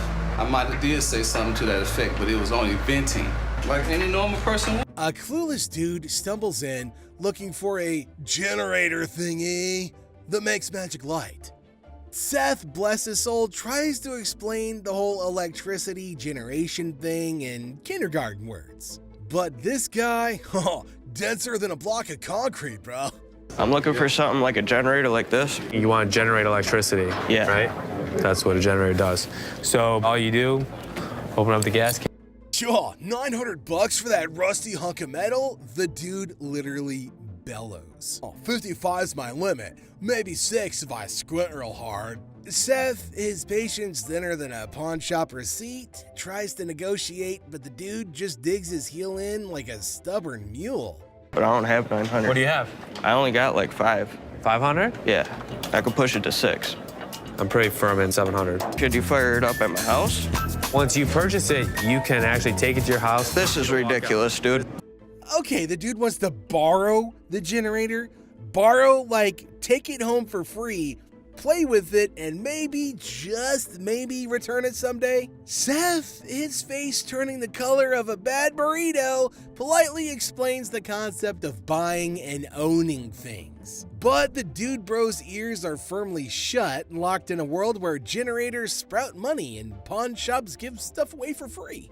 You want to buy it or not? I want to borrow it at least. Borrow it? What the f worth? Give me $700. You can borrow it indefinitely. You want to bet? Excuse me. Have a good day, sir. The hell out. Seth finally explodes, his voice cracking under the strain. The dude, as surprised as a goldfish with a harmonica, stumbles back, sputtering about ridiculousness and bad service. And just like that, the Pawn Star Circus gets one more clown ejected from the ring. Ridiculous, man.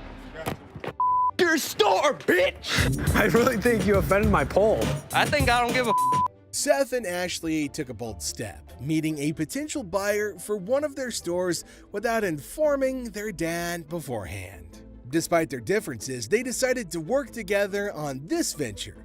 However, their plan took an unexpected turn when they discovered the potential buyer was someone they knew all too well. I've been trying to find a buyer for our Pontiac location, and already the first buyer flaked out on me. But thankfully, I got another potential buyer, and Ashley agreed to meet him at the Upon realizing the situation, Les, their father, expressed his disappointment and frustration, questioning their actions. Les rightfully felt betrayed and had every reason to be angry. All too well. What the were you thinking? Did you not think that I know everything that's going on? Despite his attempt to make them understand the severity of their actions, Ashley and Seth appeared unapologetic. Doing best for the business. Don't tell me what's best for the business. Ashley attempted to shift the blame while Seth tried to justify their decision by claiming it was in the best interest of the business. Les, disgusted and appalled by their behavior, decided to leave them behind and head home, expressing his loss of trust in both of them.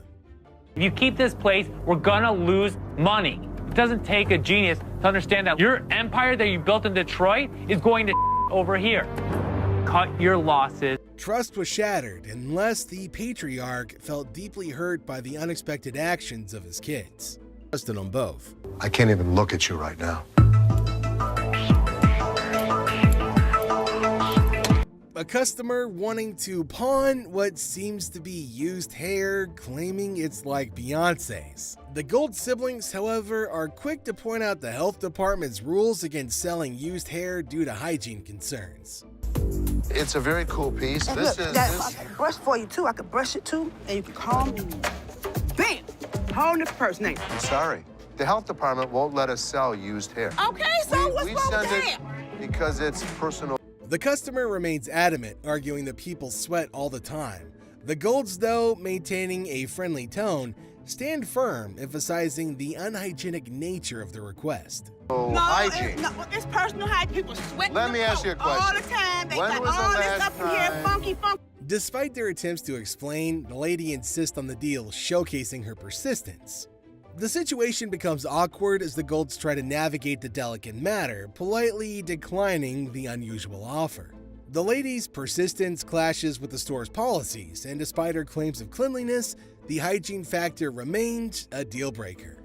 Don't wipe down everything. We do, but I just can't take Okay, it. then you all can right? wipe down the hair. Sorry, I wish I could help you, so come back. The Golds express regret but hold their ground, emphasizing that they can't proceed with such transactions. The encounter starts on a heartwarming note as a lady reveals her intention to sell her laptop to get a gift for her sister's birthday. Laptop. You type in your password. What brings you in today? I just want to pawn it in so I can give my sister some money for her birthday this weekend. Oh, okay. However, things take a turn when Ashley, suspicious about the situation, asks her for the laptop's password. Well, after a bit of a struggle, the password is entered, but the friendly atmosphere quickly dissipates. Forgot your password? Yeah. Try again. As Ashley negotiates the amount for the laptop, the lady becomes increasingly demanding, insisting on a specific sum. I need at least 165. I mean, I can't do 125. All right, I can do 150, and that's what I can do. Okay, can you do 165 or not? When Ashley refuses to meet her exact request, the situation escalates with the lady expressing her displeasure loudly. The exchange becomes heated, marked by accusations of disrespect and a refusal to accept the offered amount. Despite Ashley maintaining composure, the lady decides to take her business elsewhere. I actually asked. It's so disrespectful. Well, I'm sorry. I told you I can't take 150. You know what's disrespectful? That Learn you're how to coming- talk. Learn how to talk. Learn how to talk. 165, then I can take my business somewhere else. Flat out. You done? Y'all, I don't give a. Like I said, I don't care. I can take my business somewhere Are you else. a lady or are you a baby? Excuse me. In an unexpected move, she directs her frustration towards an innocent bystander, issuing threats and escalating the tension. Instead, she decided to turn her eyes towards an innocent bystander.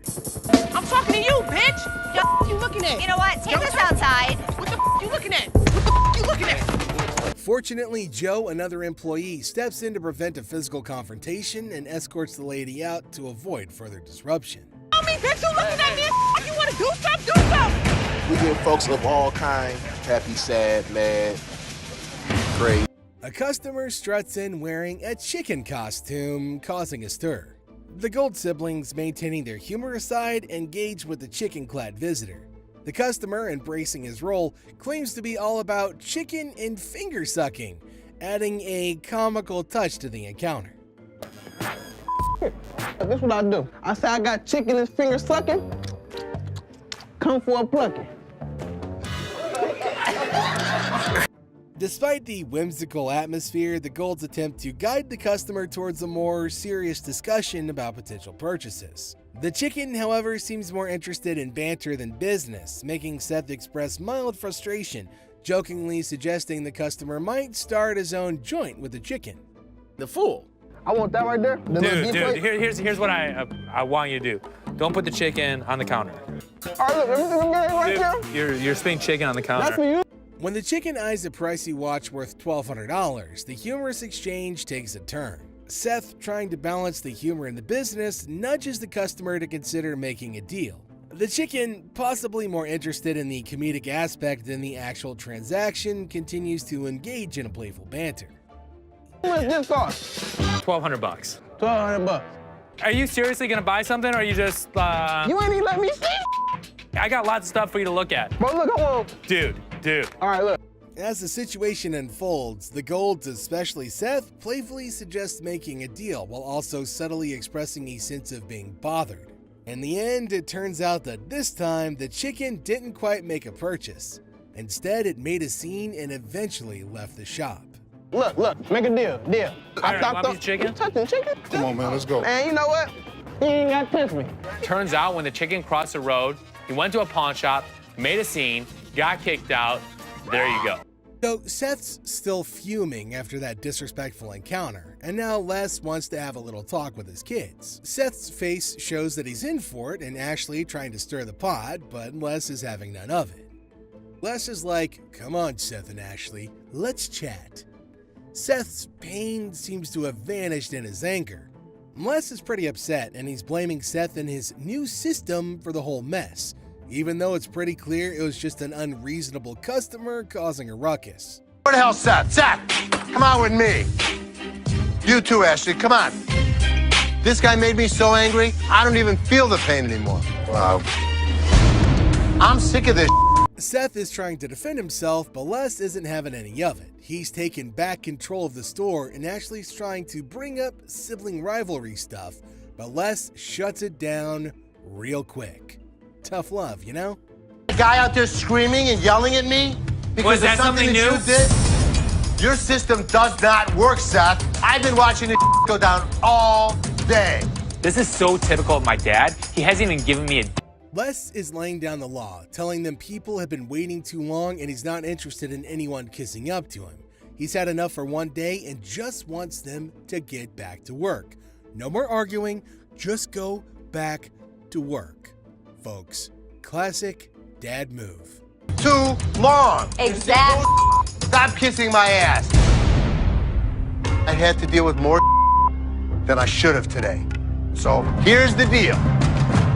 I'm in charge. Tell him I told you not to do it. I don't want to hear it. Just go back to work. It's pretty hilarious how some guys just can't handle it when the pawn shop won't drop big bucks on their trash. The pawn shop guy's like, "Sorry, not interested." And this dude flips out, calling for someone else like he's about to get the royal treatment. We're not interested. Let me speak to somebody else back there. Lame ass. I ain't really want much but a few bucks, but they was on some bull. Go get somebody for me, dog. This made me act up. Yeah, what's going on, man? What's going on, cuz? I was trying to tell your man, let me get a couple dollars, you know what I'm saying? About 30, 40. You know? Yeah, I'm not interested. He's all like, "I wasn't asking for much, just a few bucks, you know, like 30 or 40. But reality check, buddy, the pawn shop isn't handing out cash for stuff they can't make money on. It's not a charity. This isn't UNICEF. That we couldn't make money on. There's times that we just can't take old merchandise. This was one of those times. Hey, your man's carrying my out then. Y'all want to do like that, y'all. So he's getting all riled up, telling them to get somebody for him, and the poor pawn shop owner, Les, is just trying to keep his cool. He's surrounded by this guy acting all tough. You almost feel sorry for Les, who's doing his best not to lose it. But then this dude goes too far. Listen, don't be throwing the at me. You understand? You understand? Don't be ever throwing the at me. You understand that? You understand that, man? After all that, Les has had enough. He's like, you want to act like that? Fine. It's like watching someone poke a bear with a stick and you just know it's all about to go down. Classic pawn shop drama, right? Alright. I got a better idea. How about if we don't have you come back in here? Bro, it's like that. Hold on. Y'all ain't shit over here anyway. I smack the out your ass. Don't even reach behind nowhere. Reach what? Nigga, if I got it, You're reaching, Jonah. Don't be killing my stuff. I don't care how old I am. I'm never too old to beat you. Threatening me that he's coming back. Does he think we don't have security cameras? Does he think we don't know what his license plate number is? It'll be his worst day if he even thinks about doing anything.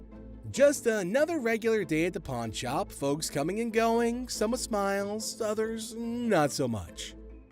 Now here comes this guy strolling in hoping to snag $100 for his gold chain. The receptionist is all cool, approves the loan, everything seems pretty chill, right? Oh, bro, hold on, let me prove my point. Now here's a guy who walks in hoping to get a loan of $100 for his gold chain. And you know what? The receptionist happily agrees. Loan approved, right? How much would you like? $100. Okay. I can do the $100. Well, hold on to your butts because it's about to get wild. This dude, looking polite, hands over his ID for verification. But boy, oh boy, he throws in this 20 business out of nowhere. He's pointing at the sign, claiming it's right there. He should get an extra 20%. Right? What 20%, sir? The sign right here say I get 20%. The receptionist is baffled and the dude's politeness evaporates into thin air. Not intense. Sir, I don't know what you're talking about. Is you serious? Yes, sir. Ma'am, you ain't never seen the sign? Well, the man's voice gets louder and he's asking if she's ever seen a sign in her life. Whew, talk about intense and rude. 20%! You said you gonna give me 100. I get 20% of 100. The guy keeps insisting that he's supposed to get that extra 20 with his $100. The whole shop's on alert now with bodyguards ready and even Seth, the boss, stepping out. Well, the tension is rising and the customer won't back down. Their pawn shop, bring me in the ticket, and when you take it out of that pawn shop, I'll give you 20. But does our furious customer listen? No way. He's demanding to see the manager, and Seth steps up to explain things patiently. Well, he keeps shouting, demanding his 20, hoping someone's gonna back him up. The bodyguard quickly takes it back, and the customer leaves, cursing and grabbing a plant to throw on the ground. Yep, it's never a dull day around here. Crazy, huh? Straight up, my man, let this go. Let this go. 20%. The angry customer doesn't even give Seth a chance to explain. Get something out there, bro. I'm you down for this time, my man. I'm about to chase you down. Gotta admit, that's a bit hilarious. But the bodyguard quickly snatches it back, and the customer keeps cursing as he leaves the shop. But wait, there's more. To show his anger, this guy grabs a harmless plant and throws it on the ground. Huh, $20 worth right there, bitches. Oh, man, what did the plant do? Well, as we close this journey through the pawn shop's chaotic moments, it's evident that Les Gold and his team navigate a unique realm where deals are not just transactions, but narratives, woven with tension, humor, and a little dash of the unexpected. Whether facing threats, family disputes, or the whims of eccentric customers, the pawn shop remains a stage where characters clash, emotions flare, and the pawnbroker's wit is constantly tested.